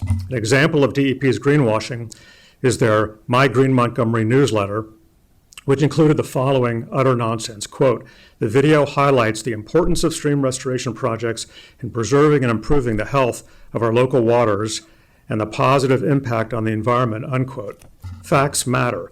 These statements are demonstrably false, given the published science, photographic documentation of the destruction stream restorations cause, failed projects in Montgomery County, and DEP's own statements. DEP only does visual inspections to claim that their projects stop erosion. If DEP was your physician, they would say, "Let's skip the blood tests and the MRI. I'll just do a visual inspection." We need to hold DEP and parks to a higher standard, and demand facts, not empty claims.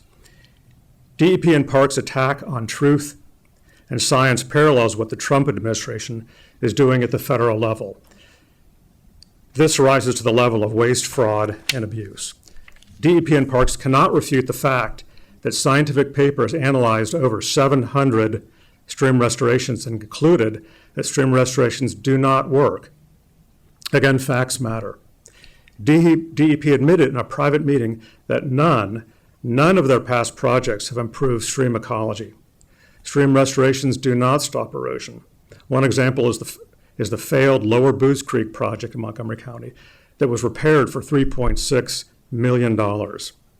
We need to control stormwater runoff at its source in public spaces as much as possible, and then require the private sector to stop dumping their stormwater into our public streams.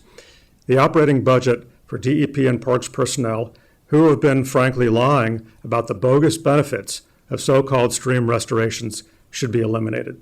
Please see the details in my written testimony. Thank you for the consideration of this input. Thank you. Danila Sheviko. Madam President, distinguished council members, first of all, for the record, harsh words aside, I have to wholeheartedly second Mr. Bauer's testimony. DEP cannot cite a single peer-reviewed study to back up their stream restoration strategy that has cost this county hundreds of millions of dollars.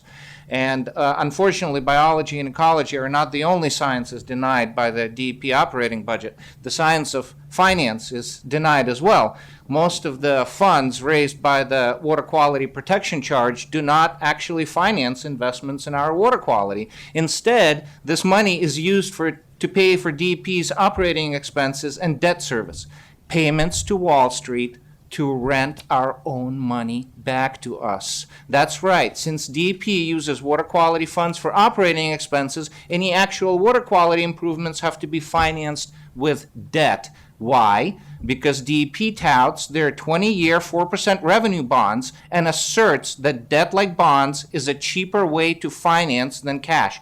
Assert on the record they do this. This is denial of science, right? Finance is a science. You know what the cost to finance $1 million with $1 million in cash is? Zero, right? You know what the cost to finance $1 million with debt, with bonds, with their bonds? $800,000. You heard that right. For every $1 million DEP uses on these stream restorations, another $800,000 goes to Wall Street. In the meantime, the Water Quality Protection Fund is used as a cash cow, milked to fund operating expenses and projects that have nothing to do with water quality, leaving only about 1% of all the revenue raised for projects that materially improve our waters. Only 1% of nearly $1 billion raised.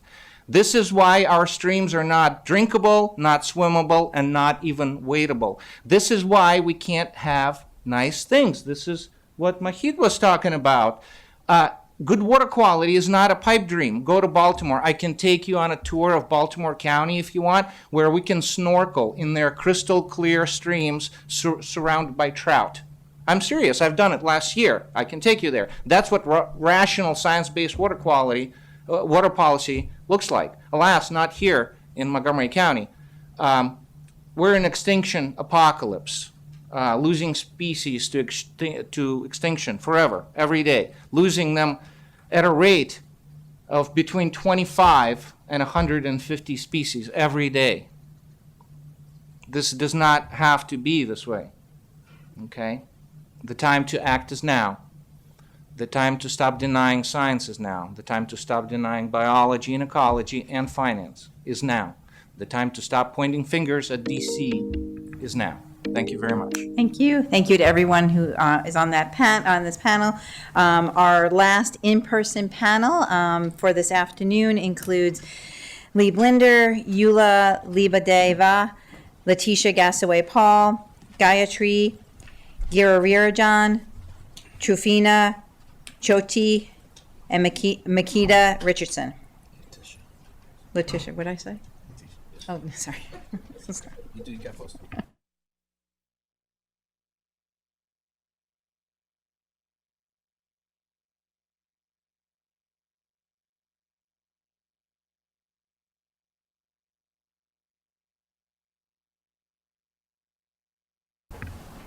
All right, Lee, you can kick us off when you're ready.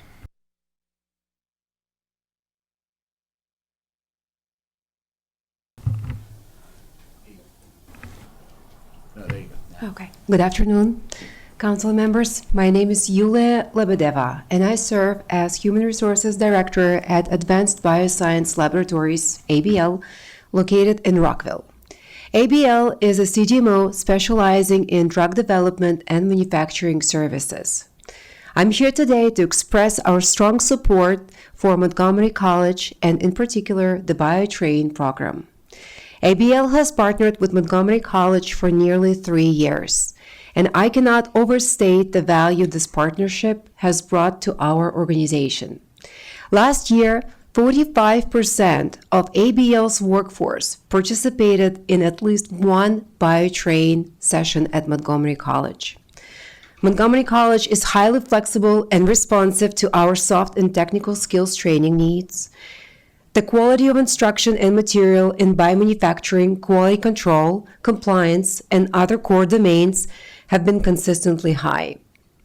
These programs directly align with the rigorous standards of our industry and support the professional growth of our workforce.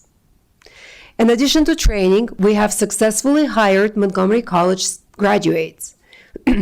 Their readiness and ability to contribute from day one are a testament to the strength of the academic programs and the dedication of the college's faculty and staff.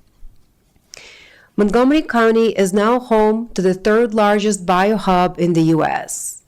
This momentum results from investments in our workforce, infrastructure, and collaborative programs like BioTrain, designed to build and sustain a robust biotech ecosystem.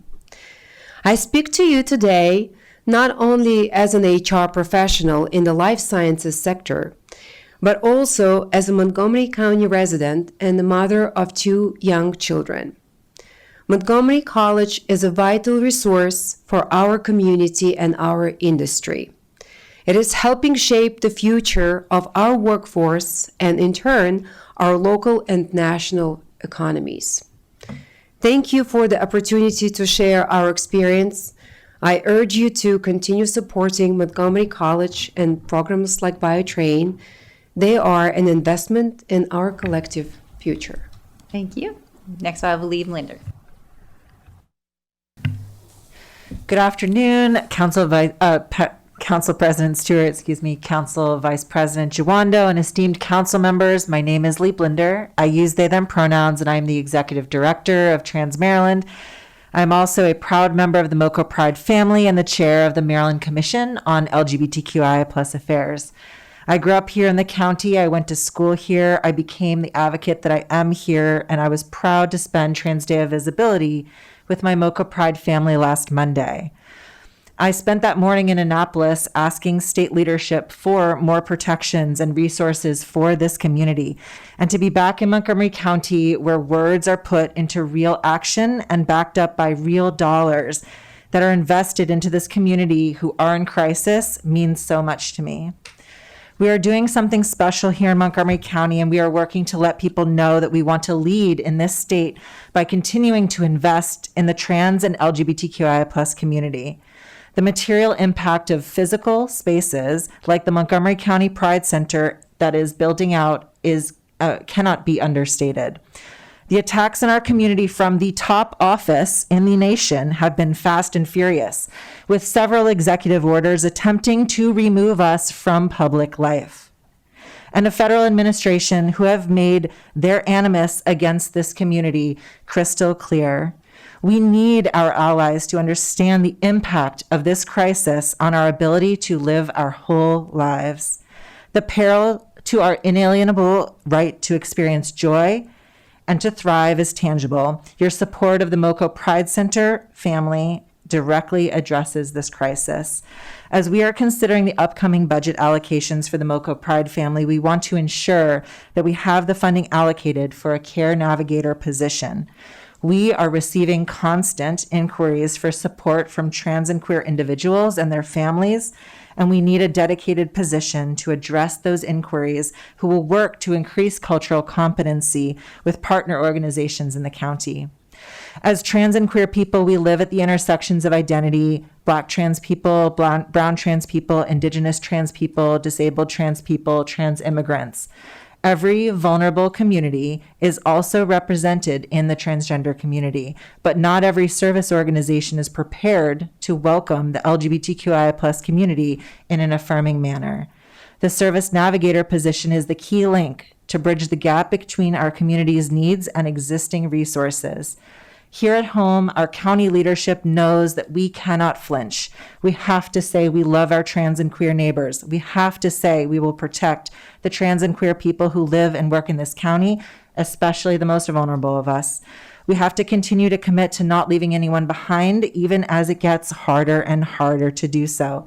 Thank you all for making that ongoing commitment to us and for your continued investment into this community. More than anything, I want to say thank you that we can do this incredible work together. Thank you very much. Letitia Gasaway-Paul. Good afternoon, Council President and esteemed members of the Council. My name is Letitia Gasaway-Paul, and I have the honor of serving the President of Scotland Juneteenth Heritage Festival, a celebration deeply rooted in Montgomery County's history and grounded in the values of community, unity, and forward progress. In just 2 years, our festival has blossomed into the largest Juneteenth celebration in the entire DMV region. With pride and purpose, we carry Montgomery County name far and wide, amplifying its legacy and its promise. Today, I come before you with the heartfelt ask to include our festival in the county's fiscal year 2026 operating budget. Our festival is a homecoming for all of Montgomery County's historic Black communities, from Sandy Spring and Emery Grove to Lincoln Park and Stewarttown, and everywhere in between. We gather to celebrate, to remember, uplift the rich legacy of the role Black Americans played in building this county. Celebrating Juneteenth on land once belonged to freed slaves is truly a way to reclaim our legacy. Juneteenth is Freedom Day. It is sacred anthem of liberation, echoing through our souls with every beat of a drum, every joyful dance, every voice raised in triumph praise. And while we are grounded in Black history, the festival is a powerful celebration of all people. Our attendees reflect race, ethnicity, generation, and every walk of life. It is a mirror of the multicultural mosaic that makes Montgomery County one of the most diverse counties in the country. That inclusive spirit extends to faith as well. I have held hands, broke bread, and been in prayer with many of you. We proudly honor the full spectrum of our interfaith community. Faith is the core of all of us. At the Interfaith Brunch, we come together in love, united in word and in his truth. He is the God of every nation, praise his name. In 2024, we invested over $375,000 to ensure our festival's success.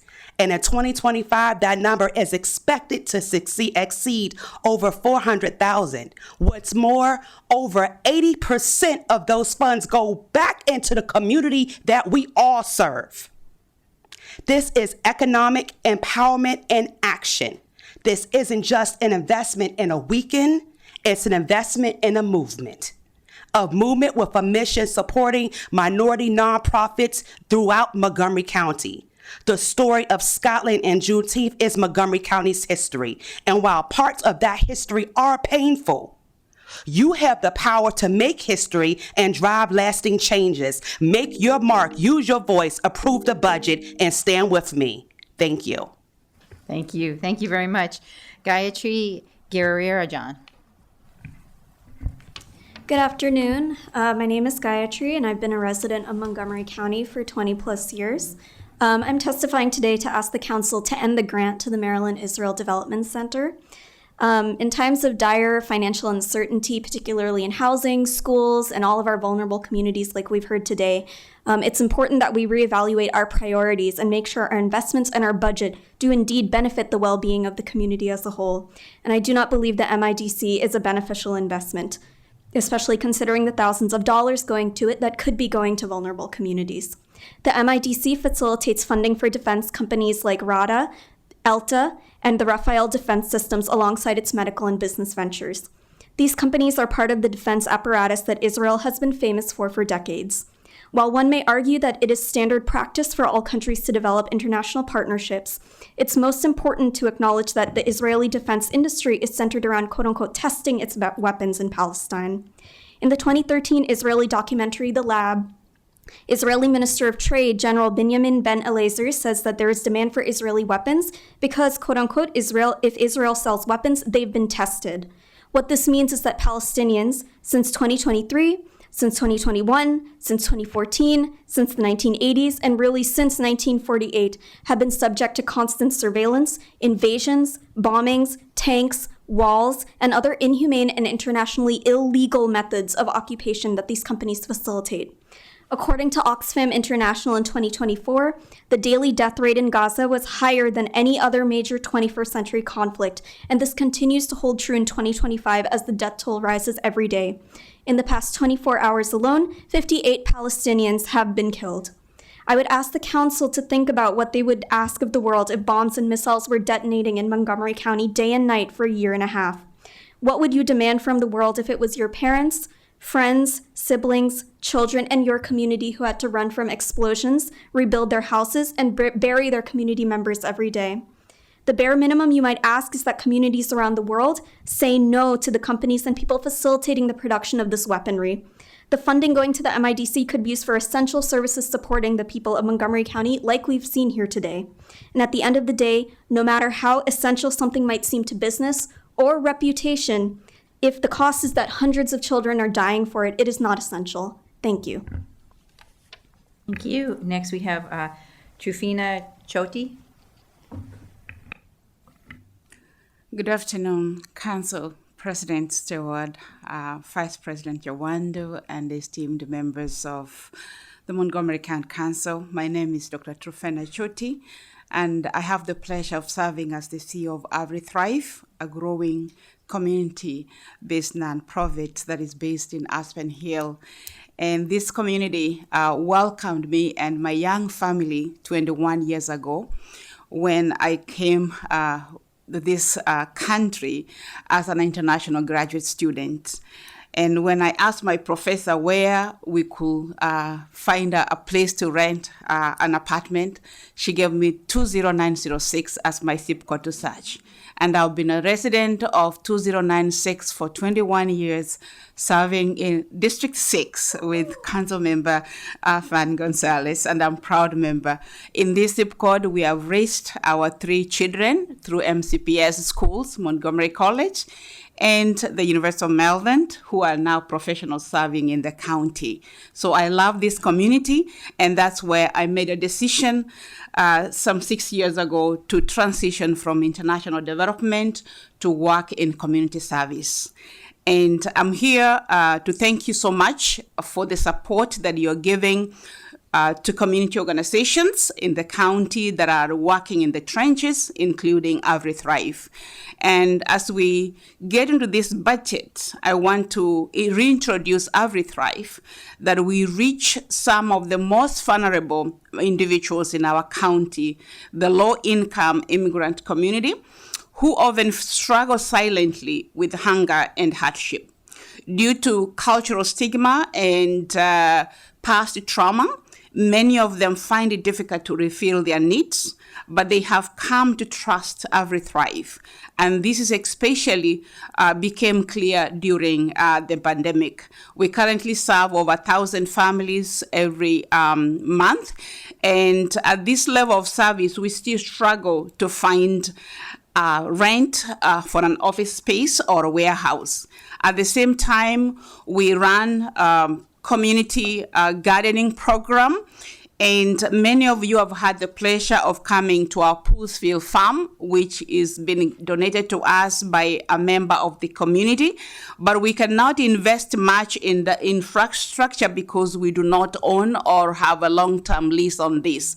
So I'm asking the council members, as you consider the FY26 budget, remember capacity building for profit, non-profit like Every Thrive that needs infrastructure to support the families. And at the time when this community is being traumatized by rhetoric that is happening, they are threatened and feeling excluded. I want you to your investment to help the families not only to survive, but to feel safe, seen, and included in Montgomery County. Every Thrive is proud to be part of this fabric in Montgomery County, and with your support, we will continue to serve, uplift, and empower those who call this county home. Thank you so much for believing in us and in the power of our community. Thank you. Makita Richardson? Yes. Good afternoon, council members, neighbors, and community members. My name is Makita Richardson, and I'm a proud resident of Montgomery County. I serve as the board chair of Montgomery County Pride Family, MoCo Pride Center, Inc., which is a local consortium of LGBTQIA+ service providers, advocacy groups, and arts and cultural organizations. I am also a Black and Native American two-spirited woman deeply rooted in this community. I am Halawa Saponi. I am in this community as a neighbor, a business owner, a coach, a care manager, and as an advocate. I would like to share a quick story with you. Last month, a young queer high school student came to visit the boxing gym that me and my partner own. They were nervous, quiet, and unsure if they belonged.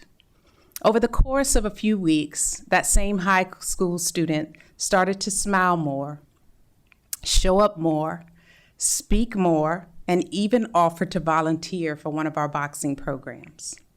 Their mentor told us with tears in their eyes that this is the one of the first places that their mentee had felt safe in a long time, that they loved being at our gym and really looked up to me and my partner.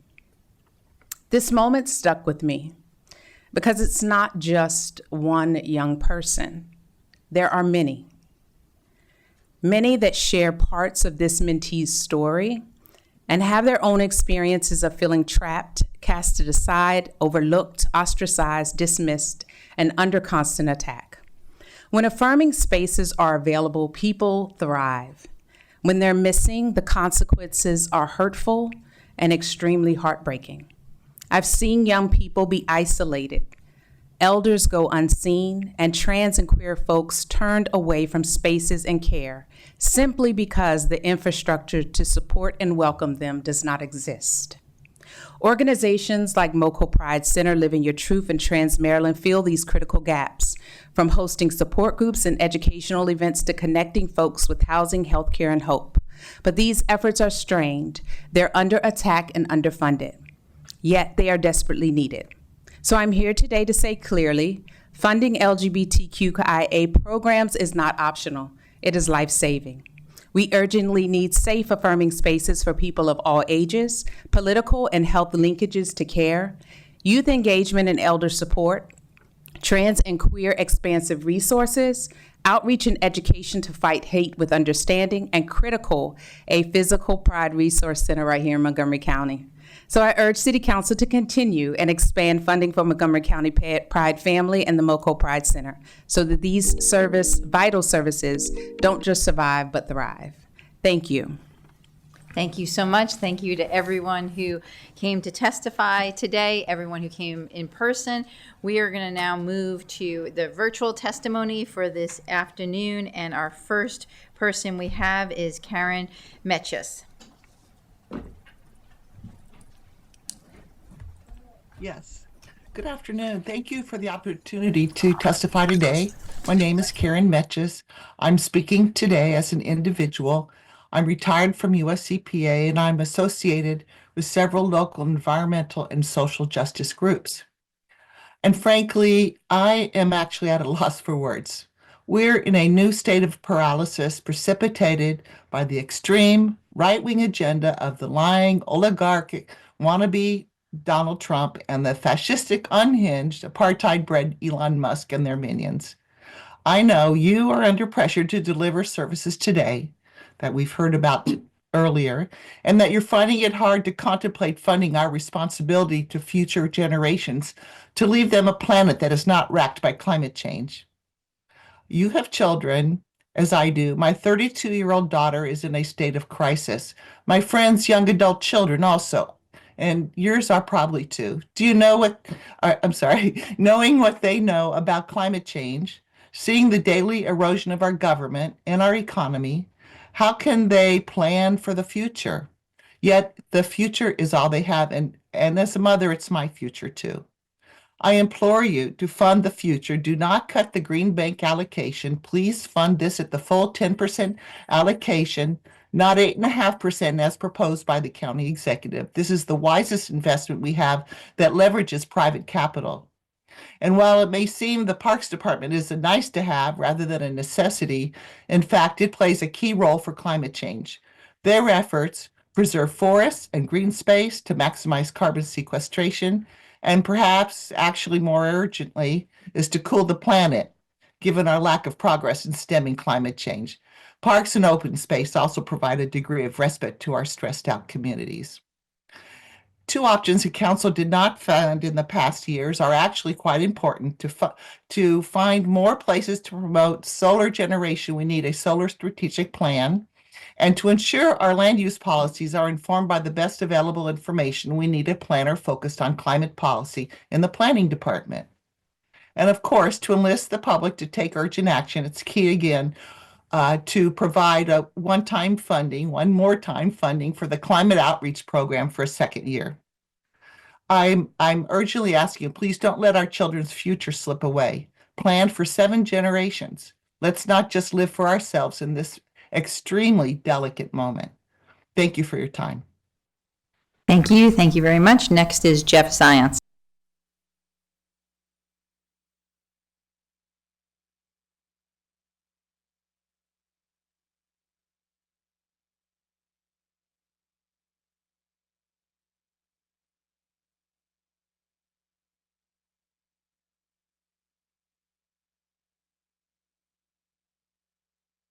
We will go to Kelly Butsack. Kelly, you're muted. Now we can hear you. Yeah. Time starts now. Thank you, President Stewart, Vice President Giwando, and honorable council members for this opportunity today. I am Kelly Butsack. I'm speaking on behalf of the Montgomery County-based nonprofit arts service organization, Story Tapestries, and our Montgomery County partners. The arts represent the enduring legacy of our community. The arts are the means by which we experience and understand our collective and individual history and cultures. The arts are at the very core of humanity.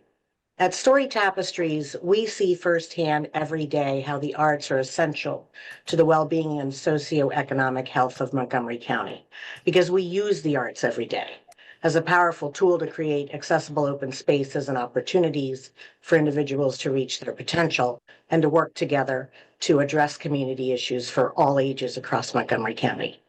Whether we are teaching literacy and STEM in an MCPS classroom, doing workforce development in a homeless shelter, offering digital literacy to young adults and seniors, or facilitating community conversations in Long Branch. We need the direct and indirect funding that the county provides to continue the work that we do, to continue to keep the arts accessible as a tool for all, for our constituents and our partners, and especially for those across our community who otherwise lack access to the arts and the tools and resources that provide the skills needed to increase educational and workforce development outcomes for the county. We collaborate with Montgomery County Coalition for the Homeless and WorkSource Montgomery to provide hard and soft workforce skills, resources, and connections to opportunities. We partner with Montgomery College, MCPS, and Montgomery County Parks to provide arts integrated educational programming, and we advocate for the full funding of their proposed budgets, as well as the county executive's proposed 3% increase for the Arts and Humanities Council, and the additional $500,000 requested to meet the grant funding demand in FY26. I also ask that you consider funding a rec center in Montgomery Village, that you continue to fund the Black Rock Center for the Arts, and finally, that you designate funding for Story Tapestries to expand the critical work we do to address disparities in early childhood development, ensure access to quality education and resources, and support students, individuals, and families through programs that bridge the socioeconomic gaps and promote equitable outcomes. In DC and across the state, the arts are facing marginalization. We have always appreciated Council's commitment and support for our sector, especially through these difficult times, both past and present. Your advocacy and support for the arts and humanities at the local level is needed now more than ever. Thank you. Thank you. Do we have Mr. Zions on? Yeah. I hope you do. Yes, we do. We have you. Go ahead. All right. Thank you, Council President Stewart, members of the County Council. Thank you for allowing me to appear virtually. I wanted to share my testimony, but not my cold. Some things happen every springtime. Cherry blossoms appear, the baseball season begins, the NCAA basketball championships are won, and the executive recommends an operating budget that shortchanges the Parks Department.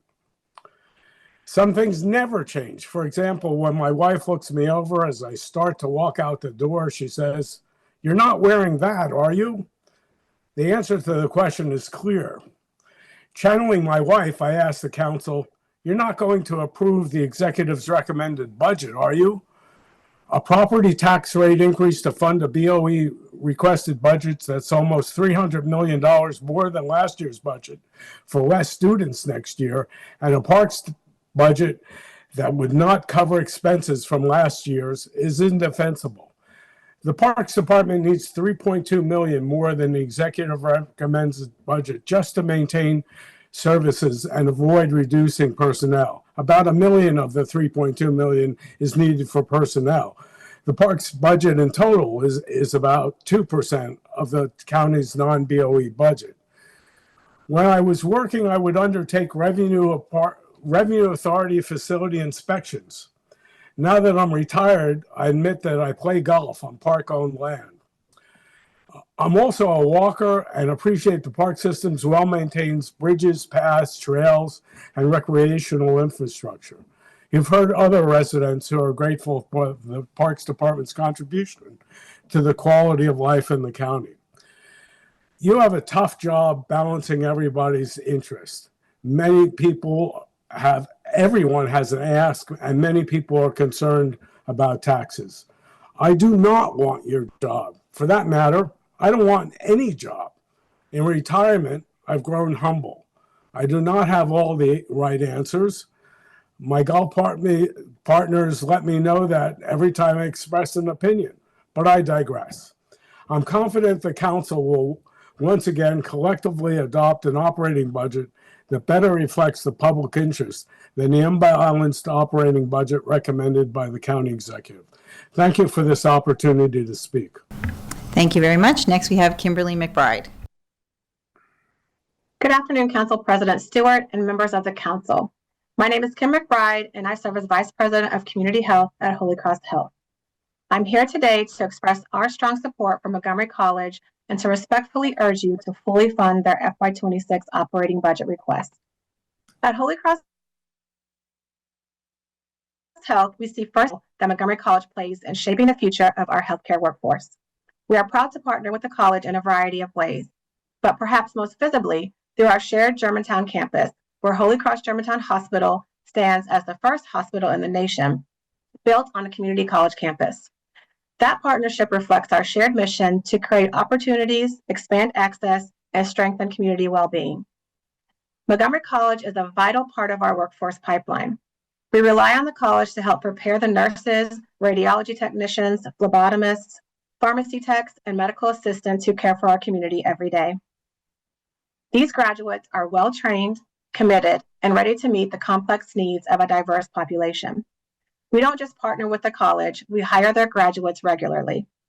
One of the most impactful areas of collaboration is our Career Pathways program, which helps our entry-level employees gain certification in high-demand fields like certified nursing assistant, certified medical assistant, pharmacy technician, certified health access associate, and phlebotomy.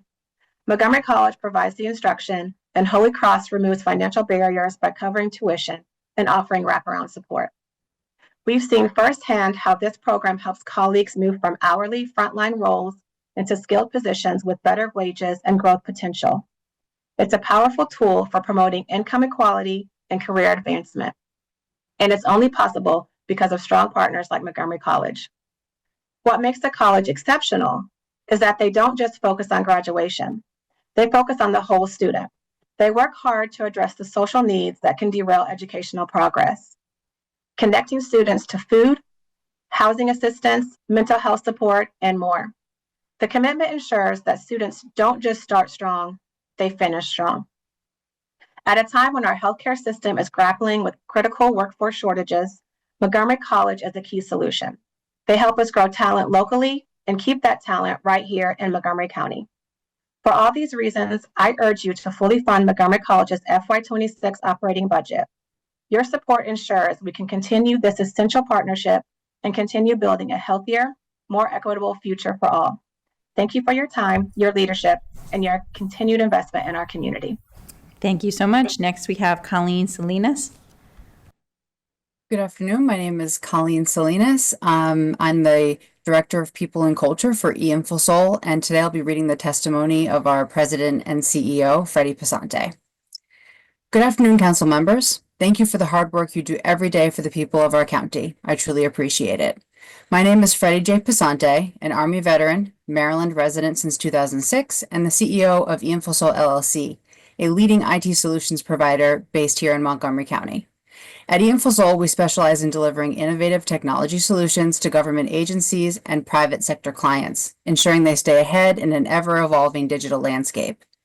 With a team consisting of over 35% veterans and more than 30% Maryland residents, we're proud to support many families within this county. Our workforce continues to be one of the biggest challenges we face as a company. The demand for skilled IT professionals is ever increasing, and finding great talent is paramount.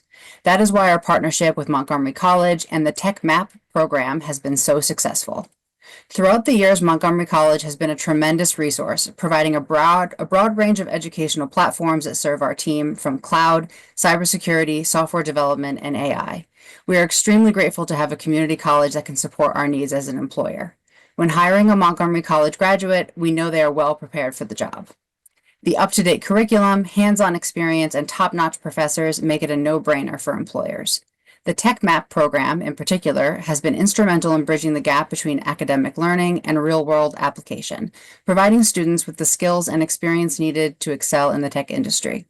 As an advisor to the Tech Map program, I have seen firsthand the passion and willingness to produce technology programs that help their students and the Maryland workforce.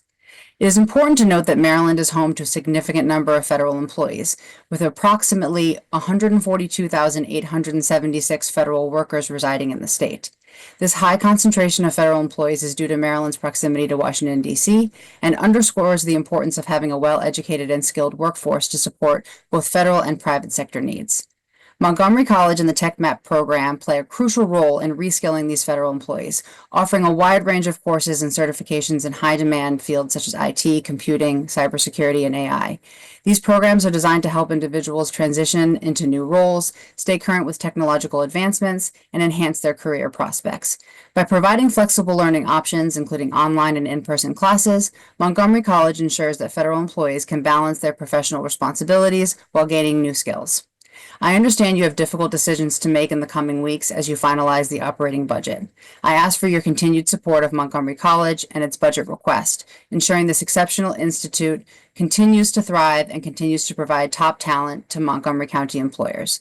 These programs will benefit Maryland taxpayers. Thank you so much for your time today. Freddie J. Pasante. Thank you. Thank you very much, Ms. Salinas, for reading that. Next, we have Richard Gallup. Council President Stewart and council members, thank you for your time today. My name is Rich Golub, and I became interested in giving testimony to the County Council when I became aware that the county has continued to provide funding for the Maryland Israel Development Center via funds appropriated at the discretion of the County Executive's Office. Others have already provided testimony describing how the Development Center seeks to bring Israeli businesses to Maryland and Montgomery County. It is understandable that if prior to this discussion, council members were unaware of the funds being designated by the county executive to go to the development center, amounting to approximately $45,000 this past year. It appears that the county executive would like this funding to continue as his dirty little secret. I can see why he isn't keen on discussing his support for the development center for a couple of reasons. One, the county does not provide similar support to any other country seeking to do business in the county. Only Israel gets this special treatment.